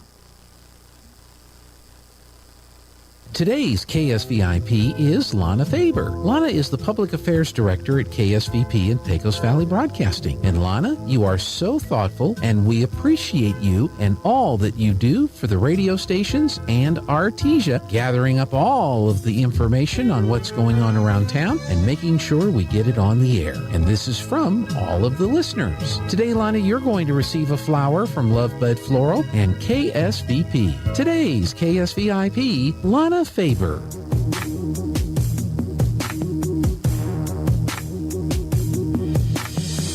See me mowing my front lawn. I know they're all thinking I'm so white and nerdy. Think I'm just too white and nerdy. Think I'm just too white and nerdy. Can't you see I'm white and nerdy? Look at me, I'm white and nerdy. I wanna roll with the gangsters. But so far they all think I'm too white and nerdy. Think I'm just too white and nerdy. Think I'm just too white and nerdy. I'm just too white and nerdy. Really white and nerdy. Hey, welcome back to the Good Morning Artesia radio show. It is the third hour of the show, the 9 o'clock hour on this Wednesday, February 1st. And I think, is it Groundhog Day tomorrow? Is it the second? The first or the second is Groundhog Day. I think it's the second, so we'll know tomorrow if we're going to have 6 more weeks of politics. But we have no school today, and city offices are on a 2-hour delay. They'll be opening up everything here in about an hour. That's about all that we're aware of here. There may be some other adjustments that have been done, but those are the big ones that you need to know about today. And they're still telling us we could see some snow, wintry activity. And so we'll check. Let's do this. Let's check the weather forecast and get an update here from Steve, and then we'll look at all of our current conditions and bring you up to date. Steve? tell us the weather if you would, please. Although it's apparent I'm too wide. I'm meteorologist Steve Hamilton with your Pecos Valley weather. Low pressure over western Texas may bring us a few snow showers or rain showers today. Our afternoon high in the upper 30s to low 40s. Slight chance of a little bit of light snow overnight, and our low dropping to about 25, and then a few rain or snow showers tomorrow morning. They'll be wrapping up by afternoon, and high pressure is back, turning things sunny. Our high in the mid-50s. That's your latest forecast. I'm meteorologist Steve Hamilton. All right, Steve, thank you very much. They say we have flurries out there. I don't see them, but did you see some flurries out there, Louis? No? If there's one, let me know, because I like the Oreo flurries. Those are really good. Ain't that the truth? 28 degrees with those flurries right now, and our humidity is at 76%. The dew point is 21. Winds are out of the northeast at 2.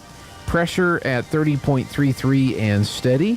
Our air quality is moderate. 51 is our air quality. Our sunset will be at 5:30. Our sunrise will be at 6:51 in the morning. Carlsbad, flurries for the next hour and 28. Cloudy and 27 in Roswell. Expect flurries for the next hour and 27 in Hobbs. And around New Mexico, sunny, 32 in Albuquerque, 28 in Santa Fe. Cloudy, 34 in Cloudcroft, 35 in Ruidoso. Mostly cloudy, 37 in Las Cruces. Sunshine, 17 in Farmington, 19 at Red River. Cloudy in Clovis and 26. They'll see some flurries for the next hour. It's 27 in Lubbock. And light rain in the next hour in El Paso. And it's 37 there. And again, here in Artesia, we've got some flurries and 28 degrees. Light rain. Light rain in El Paso. Yeah, that's what they're saying. Not the clear one, just a little light. You know. Yeah. I don't know if it's an LED or halogen. Yeah, or... it's kind of other things. Are things going good? Hey, we're doing great. We're here. I'm always on a 2-hour delay. Oh, yeah. Well, Mentally. I was going to say, my body's on a 2-hour, sometimes 3, depending on the day. But you see, I got a whole bunch of papers. They send me with papers, and, you know, kind of like the guy up in Washington, you know, you got to have everything written up. They tell me what to say, so that's kind of what I got here. And my wife said, Do you have your earpiece in today? I did. I just didn't put batteries in it. But yeah. Well, good to see you, Louis. Glad you can make it in. I'm glad you could have me here, man. It is stinking cold outside. I don't like this weather. Oh, I don't either. I think I tooted a snowflake coming in. Well, not coming in. But yeah, it was cold out there. But I'm ready to roll. Yeah. Well, one of the things we were going to do was meet with some new folks with the Aquatic Center, and the mayor briefly touched on the fact that the other contract expired and RFPs, and here's a new company. Here's a new company. We'll get a chance to meet him here in a little bit, but in the meantime... Well, they won't be here today. Right. She won't be here today. Won't be here today. But in the meantime, the pool is closed for a couple days, right? The pool is closed for a couple days. We're doing some getting deep cleaning, you know, kind of the transition, getting deep cleaning, and then we're recertifying the lifeguards that were there. You know, we just have to recertify them, so they're going to do recertifications. We've got a team that's in there today as we speak. They got there last night doing the applicants and just going through all the paperwork and getting everything going for them. So where you've heard that expression, you got hit the feet running, or what is it, something like that? Flippers? Flippers, yeah, we're ready to roll. We are ready, and they're doing good. So that's going to continue today. So we've got a lot of interviews and whatnot going on. Okay. And so we're hopefully we'll get to meet the new folks. Where are they from? You know, they're all different. Jessica Cool is one that's going to be here basically the first week. She's the one who's stuck up in Dallas, and she'll be here the rest of this week and next week to help out. She's an executive GM. Kind of the way they run that is they have an executive GM, and then they have that GM, or not executive directors, they have maybe 5 or 6 different general managers that run aquatic centers or whatnot, and so she's in charge of that, and they're getting ready to, until they get a general manager, they'll be sending somebody to get us going. So there's some areas that are shut right now, Pelican Bay up in Oklahoma, and that was Marina who came last time. That's where she was at, and hopefully she'll be coming back here in the next couple of weeks to do some trainings and stuff. Well, how exciting. But it's exciting. We've got, like I said, doing our lifeguards this morning. I want to remind them, hey, the certification starts tomorrow. Be sure to bring your swimsuit and your ID to get certified. I think they're going to have lunch. They're going to serve lunch. I think it's them. Don't quote me on that, or I'm going to have to buy it. But I believe she told me they were going to have lunch. Get there before I do. So, as they say. Yeah, as they say, so get that done. But, hey, we appreciate everybody, all the patrons for your patience in doing this. We just want to make sure that it all goes just perfectly. We just want to make that smooth transition. And like I say, the cleaning is, we just want, not that nobody kept it clean, but we just got to do a real deep cleaning again and get everything. We do that anyways every 6 months, but we want to get that done. Yeah. And so we're ready. I think we're excited about it. Doing some hirings. I'll give you that website also, but they're hiring for head lifeguards, for regular lifeguards, general manager, and customer service people. So, they're wanting to fill those positions soon. So, hey, apply for those. Those be, and it's not limited. I did have somebody Monday who told me, well, can I apply for it? It was not an elderly, but they were older, and they said, do you have a age requirement? I say, I think you got to be over 16, but look on that. But yeah, we'd like some older people to apply. If you want to do service desk or concessions, they're going to have stuff like that. So yeah, apply. Even lifeguards. I'm sure there's some good swimmers out there that could be lifeguards. Adults. Yeah. I can't, but I am not.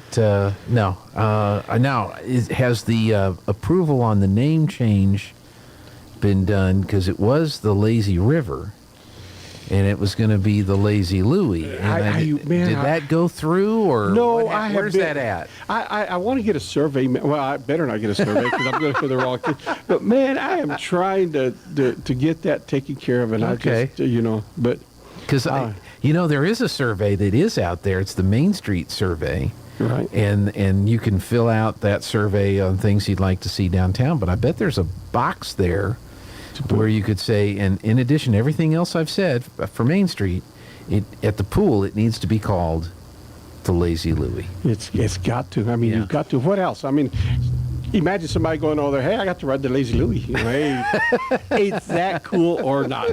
Is that cool? Now tell me, would you go and ride the Lazy Louie? I just want to hear it from you. I want Artesia to hear it. Not today. It's too cold. Oh, it's too cold. But there is a chance, So maybe that's good. Yeah.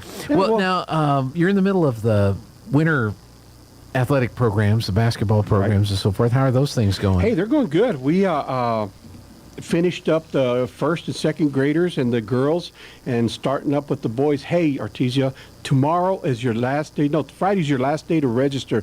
Please register on time, because what happens is come Saturday morning or Monday, I get a lot of calls, Adam and Jade, and hey, I'm sorry, we forgot to register, and we were going to get there, and gosh, we've been doing this for 3-4 weeks already. Mm-hmm. So please get them registered, because we are getting filled up and rosters get full, and then we have no real place to get them put in. So we really need you to do, and the numbers are going good. So this is registration. This is for boys 3rd, 4th, 5th, and 6th. They'll start draft is probably, I think he said this is basketball. This is basketball. Yes. Okay. Draft is going to be next week, and there's a coaches meeting February 1st tonight, I believe. Adam said, and then there is a draft. They'll start practicing the week of Valentine's, and then they'll start playing. They'll be done about spring break. Depending on the teams, we'd like to finish that spring break because we got baseball and all those sports going on. So we got to get that done. And they'll play at the Artesia Center? At the Artesia Center on Monday, Tuesdays, Thursdays, and Fridays. Okay. And not a team every day, but we got so many teams that we got to kind of write out that schedule the whole week. And there may be a Saturday or two involved. Okay. But typically, we don't want to do that. And recently, you got some new equipment over there, didn't you, for basketball? We got new basketball goals. We had, goal that had been sitting, hanging up for years, since the building, and it broke. We did have somebody that slam dunked, and just an accident, and it broke off, and so we had to get new ones. So we went ahead and got those. We got some new goals, portable goals, that we could rotate back and forth. Just got brand new air hockey table. Got some 9 square, I think it's called. It's kind of a mixture between volleyball and tennis, I guess. Okay. So it's a big square, and you're just playing that. Fun. Jade will fill you in on that. We got some canopies, some awesome canopies. We used to just take a canopy whenever we went outside and did promos or do things. But now we got some really nice canopies that have City of Artesia. So now you can find us. I don't have to say, hey, look for the yellow one today, or you look for the white canopy. Now it's, hey, look for the awesome orange canopies and that sexy man that's standing right underneath it. So that would be Adam. They're still looking for. Oh, okay. Yeah, that I was would be going to Adam. Not me. So well, that's good. That's pretty exciting. So, and if your numbers are like football, you'll probably have a gym full of people. And like you say, you want people to get registered now, right? So that they don't have any issues getting them in on the right. team. So we don't get them late. And a lot of times they forget. And I know people are have a lot of things to do and just can't. But let us know. I mean, we can either email you an application and you can shoot it back to us, or do something. Come in, and we're open even till the evening, so 8 o'clock at night. Come on in and get them registered. It's cheap, $35. Okay. So I mean, you get a T-shirt.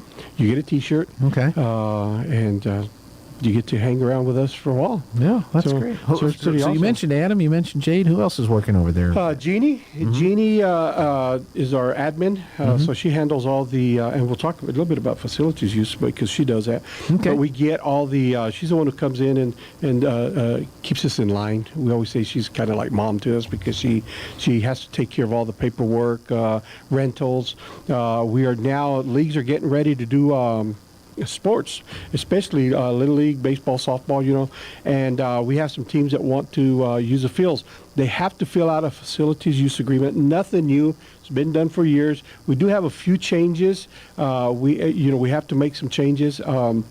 But they got to fill out the facilities use and have an insurance. They've got to name us on that insurance. It's for our protection, their protection also. So come by, pick one up from Jeannie or myself. Return it to Jeannie so we can get that information to John Anguiano and maintenance so that they can make sure, we get lights. We are having some problem with some lights, but they are working on those things. But, so we can have fields out there. So get those into us. Come and see Jeannie. Say hi to her. And so these are Little League fields out at J.C. Park. These are Little League fields, any of the fields that belong to the city that they use. Are there other, you mentioned facilities, are there other facilities around the city that people might want to utilize for different things, and what's the process there? Right. Well, the process for especially one we get is a Field of Champions, which is the football and soccer fields. Get with Anna Whitmire, call them. They're the ones who are in charge of that field, and it's a committee, and you'll need to basically do the same process, I believe, as fill out an application, get that done, and she touches base with us, tells us, hey, this is going on, this team's going to be here, this league's going to be here, and then you also got the pickleball courts. I believe they just finished painting them a couple of weeks ago, maybe it might be longer than that, but got pickleball courts.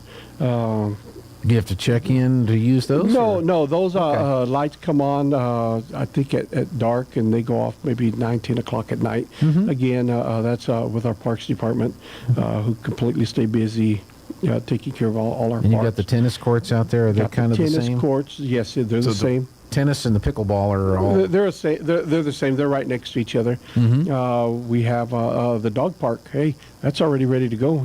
Is it? Yes, there's just a few things that are still needed to be done, but there's people out there that are taking their dogs out there. Do you have the robot pooper scoopers? I mean, when they go out there and... No, there's no. There's no robot poopers. No, I can't even answer that. No, I don't know how you're gonna have to stay away from that. I don't know. You just got to pick them up. I know they have these little baggies where you put a baggie on your hand. I know that. Do that. But I've so done where that. is the dog park? The dog park is you know where the country club's at, right? Mm-hmm. Well, it's not anywhere near there, so don't go that way. Go back into JC Park, come into the first gate. The first gate. And right by the tennis courts. Okay. And right across from the soccer fields as you make that turnabout. They're right there. You'll see them right there. Okay. Real nice facility. Good. Hey, the doggies need to exercise and have fun too, so get them over there. Yeah. So, well, I don't have any, but I was visit thinking our local parks. We got some really nice maybe parks. I could go grab a dog. Yeah. That'd be bad. That would be bad. That wouldn't be. He didn't say that. He wouldn't. I would finally get arrested. So. Yeah. No. Well, good. No, he didn't mean to say that. He didn't have. Hadn't had breakfast. And breakfast is the most important part of the day. I've had my oatmeal and blueberries. That's why I have 2 or 3 of them a day, just to be sure. Make sure I want to have a good day. That was one of our deals. You know you're from New Mexico when you have your breakfast burrito, your lunch burrito, and your dinner burrito. Yeah, hey, there you go. I mean, it'd be nice to have a Chick-fil-A, you know. Well, we got KFC. Yeah, I like KFC. Well, I like KFC. I didn't say I didn't like KFC. You know, I like the number 1s and the 3, the 4s, the T8s, 12s. But also like. I'll take that side of the menu. I better. I like Popeyes too. I mean, Popeyes is good. Yeah, so. They don't advertise with us, but KFC does. Oh, they don't. Yeah. So hey, KFC's pretty cool. That's right. They're all good. You know, like Popeyes, come advertise. You know, and we'll give a shout out to you guys. But yeah, it's good. You know, but yeah. No, we're always wind up on food. And you didn't have nothing today. You didn't bring no. I thought you were going to bring. You're about as disappointed as an unsalted pretzel. You know that? I am. I thought you were going to have breakfast, a full breakfast here this morning, and that's why I came in my new shirt. And Jeffrey had it. It's gone. Oh, but no, we didn't. Mondays and Fridays. Matter of fact, Mondays we had the Kith and Kid sandwiches here, and we had some guests, and there were 3 of them. The guests, and they took all the sandwiches. So how come you call me when there's no snacks? What's the deal?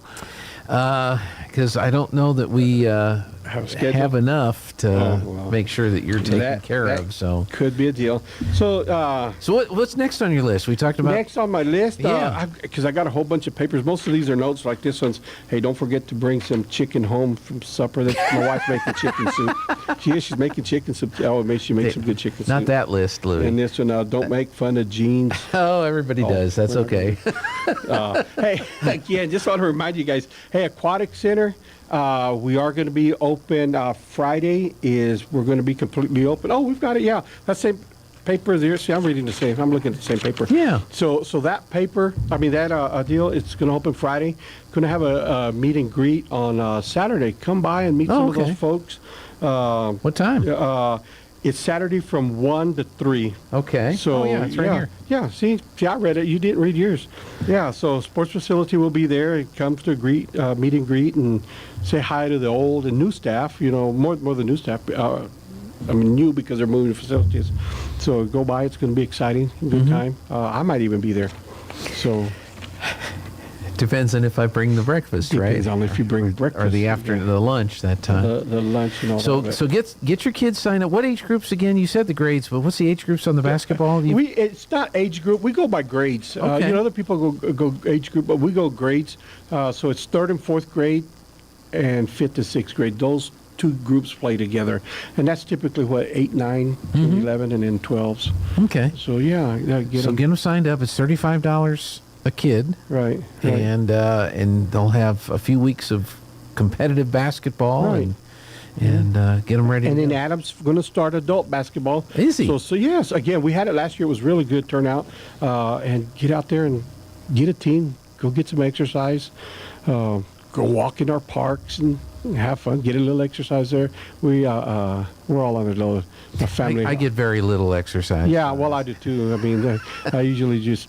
Most exercise I get is kind of like jumping into conclusions. And shoot, he was out of breath when he walked in the door over here. Me? Yeah. Oh, well, I was. I mean, I was trying to swallow that sandwich really quick. In case you had another one here, you would say, oh, you're full. But I'm sorry, we're fresh. We're fresh out. yeah. But get out, exercise. Go to the parks, exercise. Don't be like me. You're going to blame. I'm going to blame that I'm fat. Hey, it's August, man. I'm blaming the holidays. I got fat because of holidays. No, it's August, Louis. Come on, go. So go do that. Uh-oh. Here's a snack from Jeffrey. Jeffrey made sure you were taken energy care. bar. Yeah. Appreciate that, Jeffrey. An energy bar. Oh my gosh. Hey. They'll give you plenty of energy. But the mayor's talked about this. I know you've talked about this. There's been some nice improvements that have been made to all of our parks all Nice, throughout very, the whole very, town. very nice improvement. We had a lot of old trees that needed to be chopped down. Parks is taking care of all that, man. They got rid of a lot of those. There's getting shelters on the old beat-up picnic tables. Now there's finishing up on those shelters. Gosh, they're looking really, really, really good. Okay. So we're excited. There's a lot of good things happening. You just got to go out and see them, but there's a lot of good things happening in Artesia. I think we spent like $1 million. Is that what you said? Maybe $1 million. I think that's what I heard. About $1 million. So go look at $1 million worth of. We're doing some of the sidewalks are getting redone. Again, John stays real busy. John Anguiano and his group out there. So John and Richard, I got to mention all those guys because they're doing that. But they're doing a good job getting all that stuff going. That's good. So will your new pool people be in town for the reception on Saturday? Yes, they will be, and they're in today. We have different people today. We have Dave Pritchard, Tammy. They're doing. They're with HR. Dave, I think, is with operations. So he's there. They're there today. Going through the changes, making sure they know the ins and outs. And I've done. I don't know how many tours of it because we have different people. So we've done tours and gone in, and then they're going to meet with different departments. I got to say a big shout out to especially the ones who have been working really hard. Everybody has, but especially hard to Gabby. She's our procurement. Summer Valverde. And I don't know how many hours of sleep she really gets at night because she's having to do all this other stuff. And then she's got to get a load of this. Jim McGuire, my boss, also had surgery, neck surgery, but still tried not to miss a beat, came in, and he continues, getting all this stuff done. So we've had a really good group, of course, the mayor, and there's been others that have met with us to make sure that we got this done in the right manner, and I believe we have. We've made some really, really good things, and I'm excited. I really am excited because I think there's going to be a lot of really good changes. Not that there wasn't any things good, but I think we got some really good things that are going to happen, and I'm really, really excited again to thank the citizens. They've been real patient and understanding. That we got some good things coming for you. Well, there was a lot of work done to get the pool, right? And then COVID, right, which just disrupted everything. So it was like you really couldn't get rolling with, utilizing the pool because it was really, really popular. And then COVID. But now that we're past COVID, as a matter of fact, the President of the United States said that COVID is done May 11th. We're done with COVID. We've got a May 11th. definite day now. We have May a definite 11th. day. Yeah. I wonder what he's going to come up with next. But. Hopefully nothing. But he did say he has the key to the Amtrak trains. Yeah. Which is pretty cool. Because it's not with any of the top secret documents anywhere there. That's what the documents say. Oh. Is that make sure he's got the key to the train. Well, I'm not going to leave these anywhere. I got to be careful. These are top secret right here. And especially the one on the chicken. Because if not, man, I do not want to hear that wrath. I do not want to. Oh, my goodness. Yeah, so but anyway, that's good to know that date is coming. That is locked in. He said it. It's announced May 11th. COVID's over. Yeah, and I gotta mention one thing. Sure. So I've got one person listening, Becky. Hey, Becky, don't forget to change the dirty mop water. I don't know what that means, but she'll know. She's probably laughing right now. She'll don't forget to change the dirty mop water. Mop water. Not the clean mop water. Not the clean, the dirty. The dirty mop water. Yeah, not bad on her. I mean, just she knows. Yeah, don't forget to change it. Yeah. Okay. Well, enjoy your Cliff Bar. I'm going to. You're going to have so much energy after eating that bar. You're not going to know what to do with yourself today. Well, I normally don't know what to do with myself anyways, but this may help out. Hey, I might I'm going to do this. I'm going to do this goes good with coffee. I mean, this and protein, I don't hardly take any protein bars, as you can tell. Well, we just, Jeffrey wanted to make sure you didn't walk away. Jeffrey is amazing. He is awesome, but hey, it's going to be a good day. Every day's a good day. All right, Louis, thank you so much. Good to see you. Hey, it was fun. Get you back here in a couple of weeks or whatever and talk just more. Give me a call. Call me.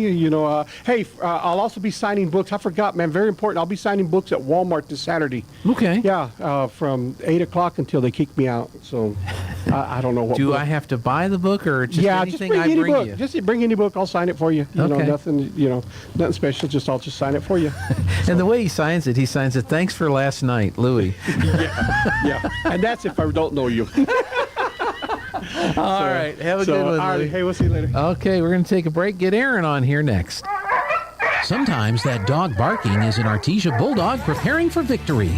Most of the time, however, it's probably just the family pet asking for attention. Artesia Animal Clinic provides a full range of services for just about any size pet or animal.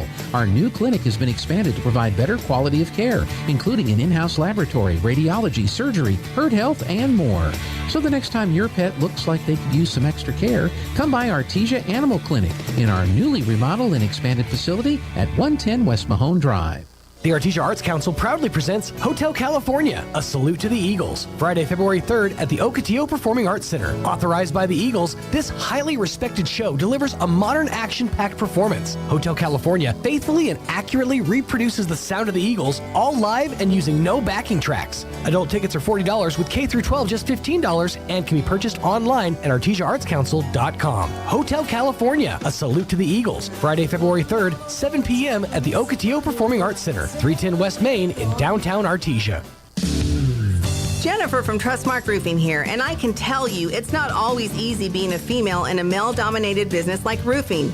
I remember one time I was at a meeting to bid on the roof for a local college, and it was me and 13 men. Well, I won that bid, and I'd like to win your business too. My dad was a contractor, and I've been around building and roofing my whole life. I'm licensed and bonded, and I've forgotten more about roofing than most roofers ever knew in the first place. But what really sets Trustmark apart is an obsessive attention to detail that ensures that everything goes smoothly the first time. I promise we will treat you right with respect and we will make you happy. So yeah, it might be a bit odd for a woman to own a roofing company, but give us a try. Let us give you an estimate for your roof. I think you'll be glad you called. For all your roofing needs, call us at 575-755-ROOF or find us online at trustmarkroofpros.com. Trustmark Roofing, we put people first.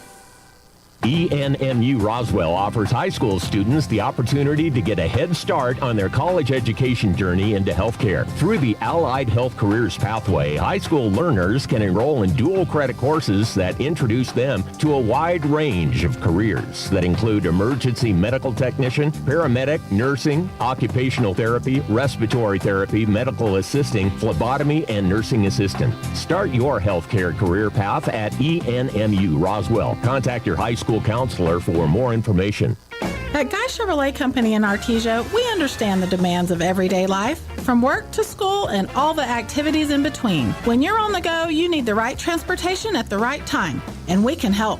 Let our professional sales team assist you in finding the right truck or SUV to handle your daily needs. From hauling kids to hauling equipment, we have the right Chevy, Buick, or GMC to make your life easier. We're here and ready to help today at Guy Chevrolet Company on the corner of 1st and Main in Artesia or at guychevy.com. Aaron's done it again. All the things that are ending on May 11th. Let's see. President Biden to end COVID-19 emergencies on May 11th. He's going to promote electricity instead of candles on May 11th. Right. Let's see. Somebody pointed out, he was in that Hummer. Let's see. President Biden to transition U.S. economy from barter to cash on May 11th. I don't know. A lot of people are going back to barter. True. Or to be able to afford to live things. No, Gutfeld really had a good time with him because he gave some speech the other day and he talked about how he rode in the coach. He rode up with Hunter's going to be on his cabinet on May 11th? Yep. I hate to think of what he's going to be in charge of. He'll be the drug czar. Let's see. Oh, he's going to recognize MLG as short on May 11th. But that's easy. That's what you call easy sniffing. You know? COVID emergencies, yeah. Easy sniffing. That's the new optimal sniff height. For here. But Gutfield was picking on him. He let's see, polio emergencies on May 11th. FDR would appreciate that. He had Joe Biden saying in a speech that he rode with the, up with the engineers up in the cab of the train. Oh yeah. How many OSHA violations is that? No doubt. Yeah, those engineers just got fired. But then he said he had a key to the train. He could always let himself into the train. He had a key. Oh, I bet he drove it too. Like if they weren't there yet, he'd just get in and start it up. Get going. I guess I can understand because I have a key to the train, but that's a totally different train. Right. So, speaking of the horses, I watched Jurassic World last night. Oh yeah. It showed up on Amazon. And I watched it, and there's a scene where Chris... Have you seen it yet? I can't remember which ones of those I've seen and which ones I haven't. Well, if you've seen one, you've seen them all. But Chris Pratt's riding his horse, and he's rounding up some dinosaurs. And I'm thinking, what horse? That's a really, really well-trained horse. If that horse is going to be running up amongst these ginormous dinosaur-like animals that they're trying to round up. True. Yeah, that horse would have to be acclimated to the dinosaurs. Yeah, and the giant locusts. That was an interesting part of the story. But in any case, I have a laugh for you. Okay.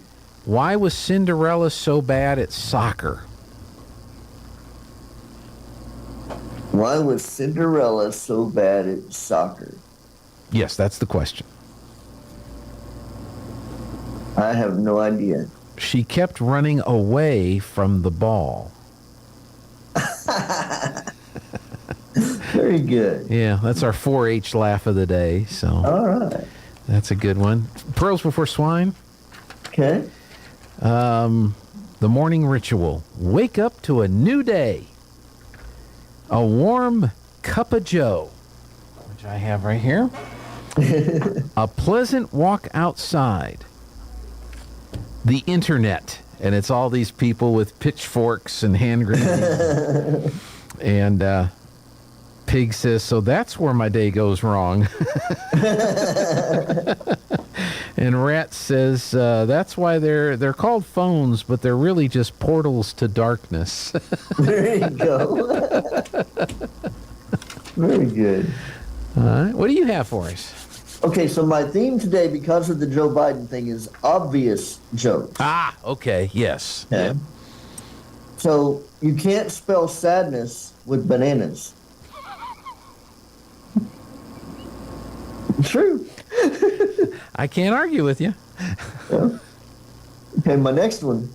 The blue whale is so large that if it were laid out long ways on a basketball court, the game would be canceled. I can't argue with you. Right? Yeah, right? It's true. And here's a question for you. What smells better than it tastes? What smells better than it tastes? Spinach? A nose. A nose?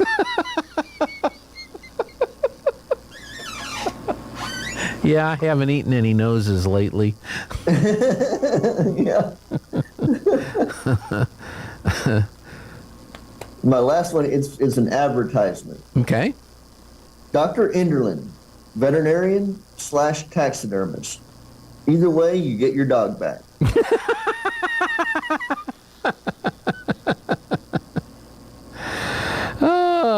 I have,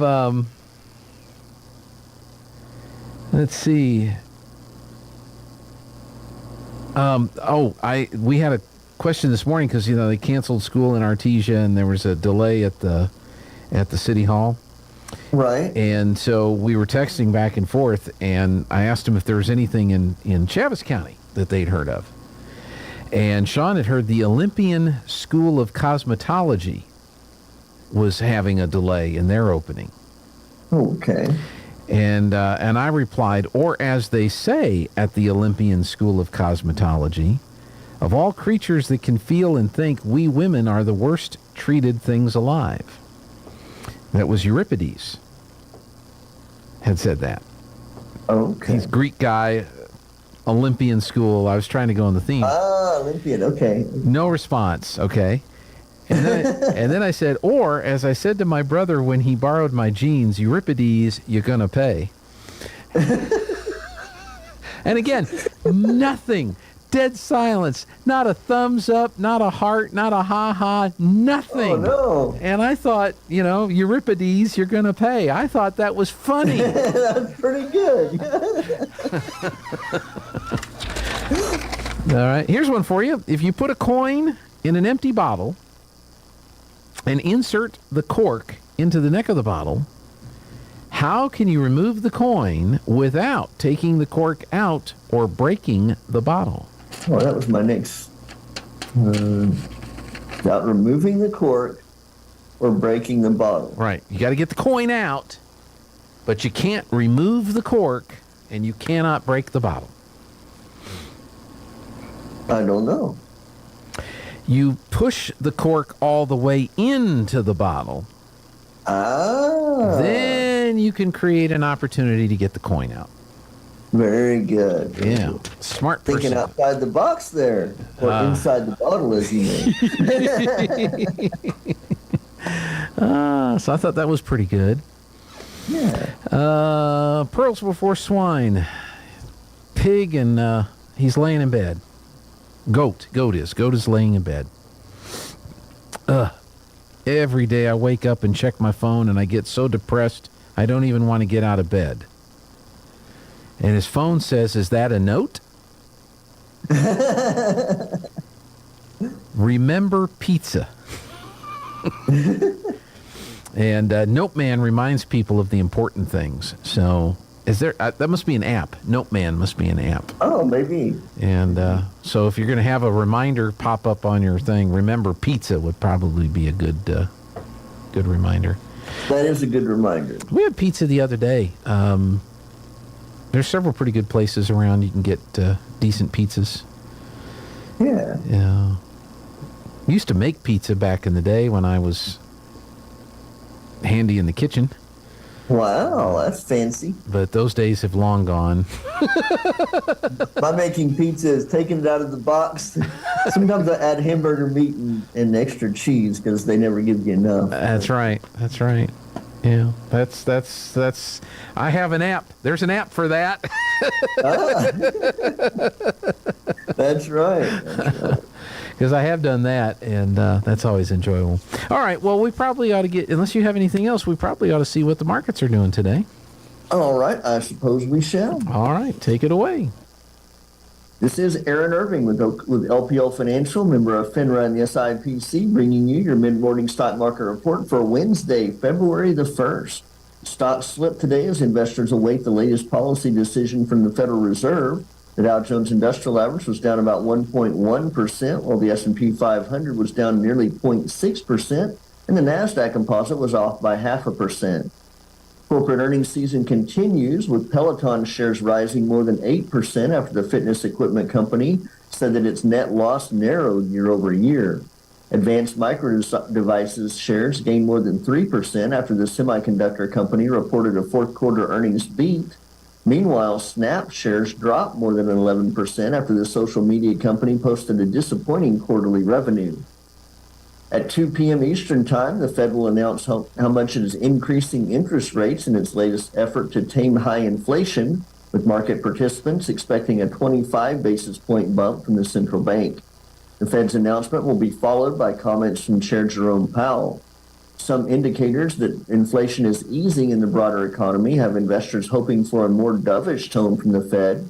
Yesterday, the Employment Cost Index, a measure of wage increases, showed compensation rose 1% in the fourth quarter, which was less than the 1.1% estimate by Dow Jones. Wall Street is coming off a strong session to end January, with the Dow ending yesterday nearly 369 points higher. The S&P 500 gained 1.46% yesterday to cap its best January performance since 2019. And the tech-heavy NASDAQ composite rose 1.67% yesterday, notching its best January performance in 22 years. The Dow Jones Industrial Average is currently down 225 points at 33,860. The S&P 500 is 11 points lower at 4,065, and the NASDAQ composite is off by 17 points to 11,566.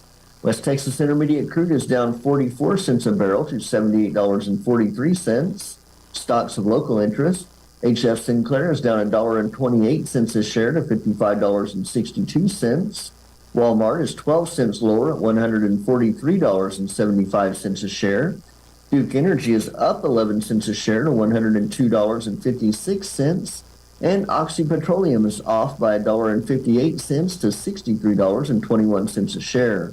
This is Aaron Irving with Oakley & Irving Wealth Management, serving business owners and energy industry professionals in the Pecos Valley and beyond. You can find us at oiwealth.com or at our offices in Artesia and Carlsbad. You can call us at 575-887-7075. All indices are unmanaged and may not be invested into directly. Securities are offered through LPL Financial, member of FINRA, and the SIPC. Aaron, thank you very much. How's the snow and the icy roads in Carlsbad this morning, or are you in Artesia today? I am in Carlsbad, and they're clear at the moment, so nothing bad here yet. Okay. Well, let's hope it stays that way. Yeah, absolutely. All right. Absolutely. Thanks a lot, Aaron. You have a wonderful day. You too. Aaron will have the closing markets for you this afternoon at 4:30. Sean Hannity has a thought on the news of the day next. Need to ship a package? Choose UPS. Need to ship a package UPS from Artesia? Bring your package to Brown Drug. Brown Drug wants to be your UPS shipping center in Artesia.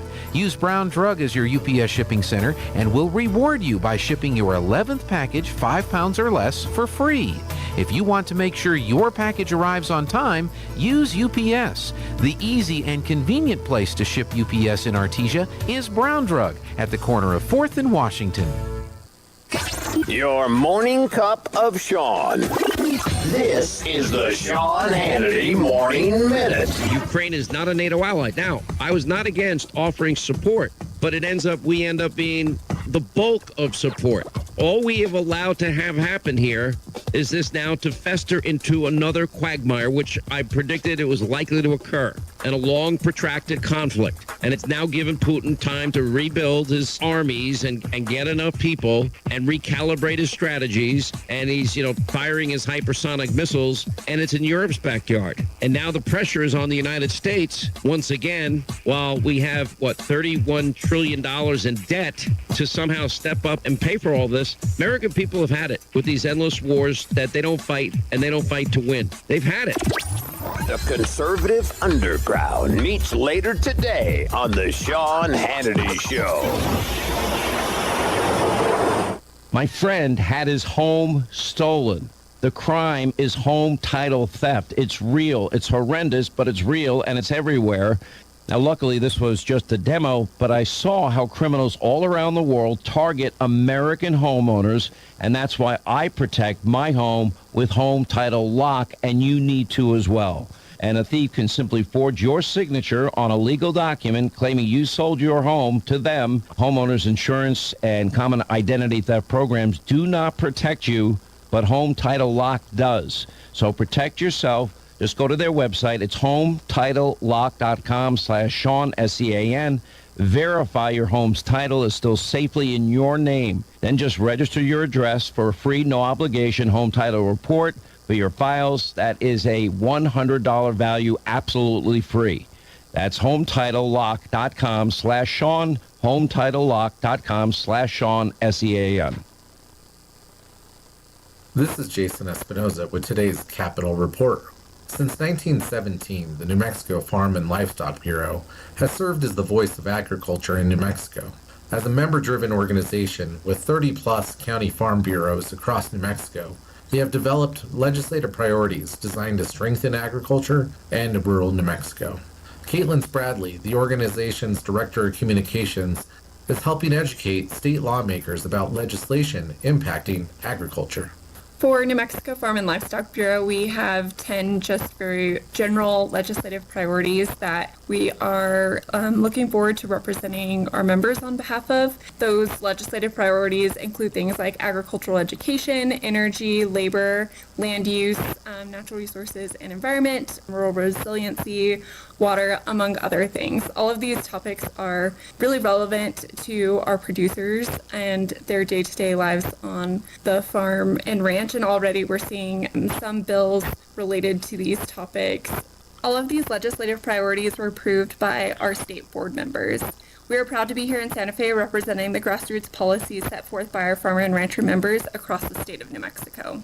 According to the New Mexico Department of Agriculture, the total value of agriculture sector output from New Mexico totaled $3.49 billion in 2021. For the New Mexico News Network, I'm Jason Espinoza.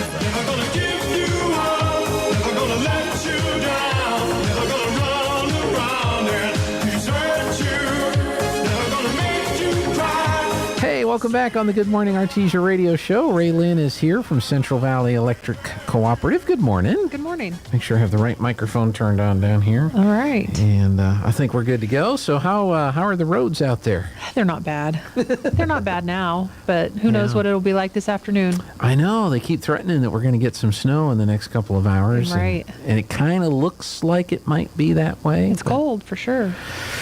I don't like the cold. I almost think it's too cold to snow. What is it right now? It's only... it showed 29 when I got in the car. Yeah. I think it's a little too cold to snow, but you never know with all that. Right. One of the things it does affect is people's electric bills. They got to try to stay warm. Absolutely. So, yeah, times like this is when people's meters will start spinning because you've got your heater on. And today, I'm sure I'm using a lot more at home today with everybody at home except for me.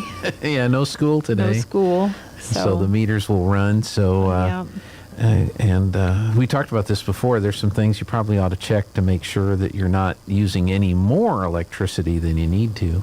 Well, one thing that I know we talked about this a couple of weeks ago is fight that urge to put that thermostat on emergency heat, because that will use the power. Keep your thermostat at a comfortable level for you. If you have to turn it up, just try 1 or 2 degrees at a time, but make sure that you are adequately clothed and blankets and things like that definitely help. I now have a station sweater. Oh, there you go. Yeah, good. I have the station sweater. Right. Tana never takes her coat off, and it's not like we don't try. I mean, it's just the way it's been cold for so long, and this is cinder block, and and so when it gets cold, the building just stays cold, and we need a good 3-4 days of bright sun for a few hours to warm up the bones of the building. Right, absolutely. And we have the opposite problem at our building in Roswell. For some reason, our office suite there stays hotter than any other place. We had windows put in, so we could just open the windows. Right. And I talked to Mike yesterday, and I said, your office probably is not too hot right now. He says, for the first time this season, it's actually normal in here. Oh, wow. So they have the opposite problem that we have here. We can't get warm in here, and it's just kind of crazy. So take a look at those. You have a job opening at CVE. We do. We currently we have a new posting for a meter technician. So that would be in our metering shop, and they would help do all things meter related. So that full job description is on our website. You can go to cvecoop.org and click on careers, and you can look at that job description, and if it sounds like something that you think you could do or want to do, then there is an online application that you can submit, or you can download an application to print out, or you can stop by our office and we've got applications available. Okay. Do you remember if you have to have like a college degree or anything like that? You don't off the top of your head? I don't believe so. Okay. But I don't know that I read that job description fully.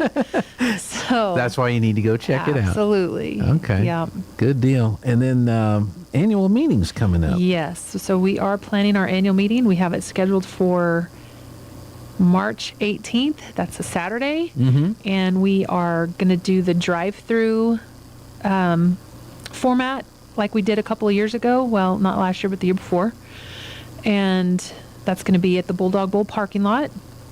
And we'll have everything kind of coned off and tell you how you need to flow in. And we'll have 2 registration lines.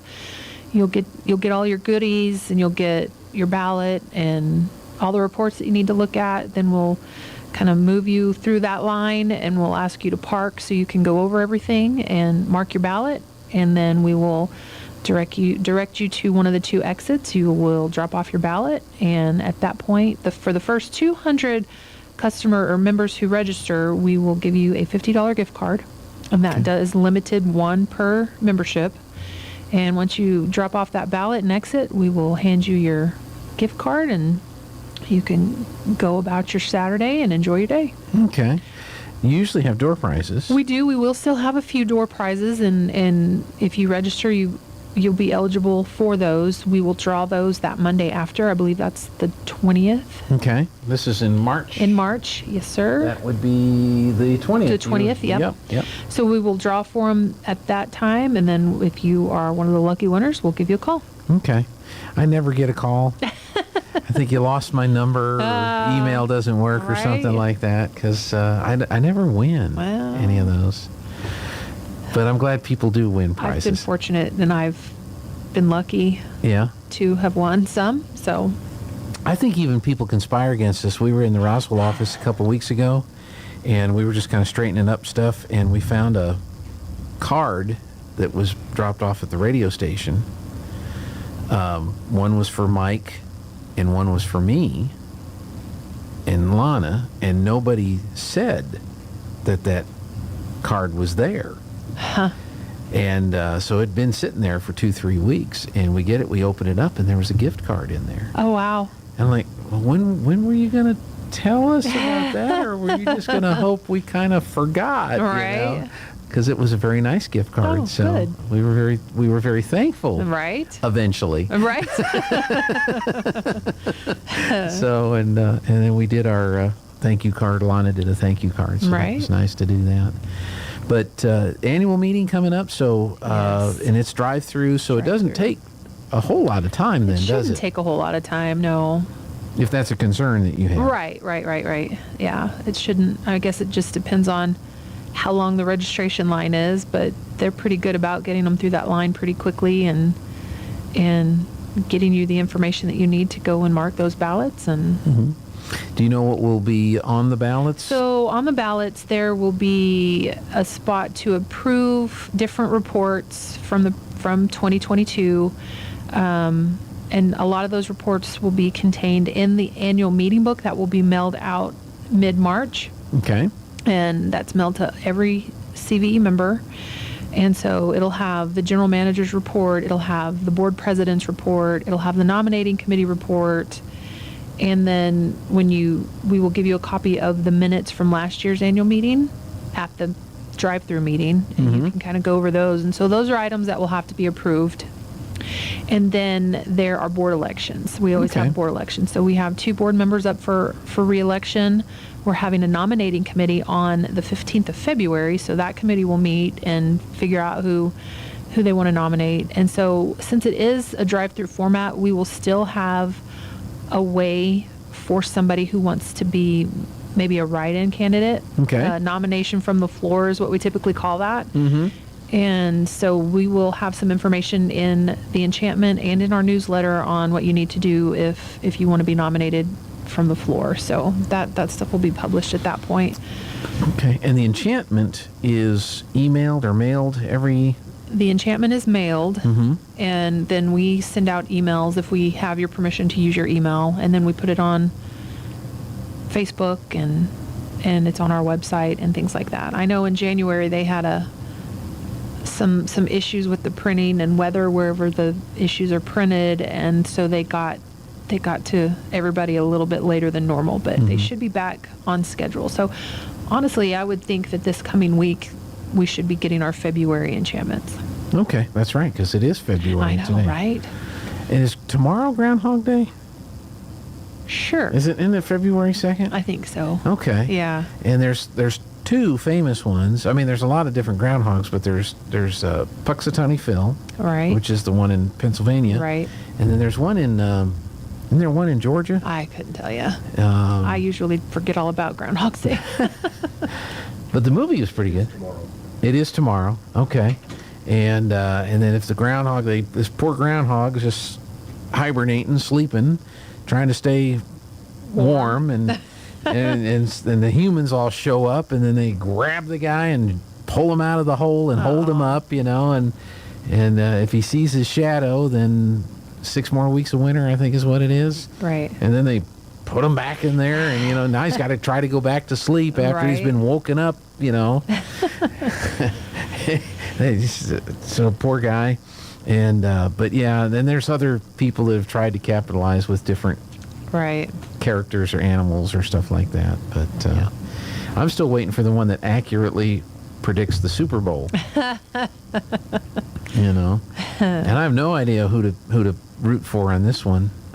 Philadelphia and the Chiefs, Kansas City. A lot of people around here are Chiefs fans, but there's some Eagles fans. Lana was showing me the video. The Eagles coach was given a press conference, and he had his kids with him, and he's got some young kids. And his daughter was sitting right next to him, and so as he's talking, answering the press's questions, she's mimicking him answering the questions with the hand movement. It's pretty funny, because she's probably heard all that coach speak, and it's blah blah blah blah blah. It's a pretty funny clip if you see that. I'll have to look for it out there, and who knows? I have no idea who to root for in the game. It's just fun to watch. Is it? Sure. Okay. And then everybody gets all excited about the commercials. They're not as fun as they used to be. No, they're really not. No, because there's too many people they're trying not to offend, I think. And very true. Or they're funny, and you go, "That's really clever," but then you have no idea what they're advertising. What they were advertising, and so in that case, then it wasn't a very good campaign. Right. Like the herding cats campaign. Yeah. I thought that was funny. Couldn't tell you who they were advertising. Right. Now the hot dogs, the wiener dogs with the buns running over the hills, that was promoting ketchup and mustard. Right. That made sense. But I don't know. I don't even know who the halftime show is. Rihanna. Rihanna? Well, maybe that'll be pretty good. She's pretty popular. Who knows? Yeah. So, and the only thing I saw of her, she was in a movie a few years ago called Battleship. All right. You remember that movie? No. It was a takeoff on the Game. Oh, okay. Alien invasion. They come up out of the ocean. Gotcha. They're sinking battleships, and all right. They're throwing projectiles that look like the little toys, the little plugs, pegs. the pegs on there. Yeah, it didn't do well at the box office. But she was in it. She was in that movie. Gotcha. And Liam Neeson was in it, and some other folks. So, anyway, I think we've concluded all the stuff we want to talk about today. Anything else? I'm good. All right. Well, I hope everybody's staying warm today. Yes. And but do it efficiently. As efficiently as you can. So you don't. So get your office sweater or your extra blankets out, and hopefully this will be gone in the next couple of days, and we'll get back into the 60s this weekend. So, well, good. Well, that's it for the show today. Thank you so much. Jeffrey will get everything all edited and posted here in a little bit, and we'll try and do this again tomorrow, and we'll see how it goes. Clay and Buck are coming up next. This is KSVP Artesia. It's 10:05.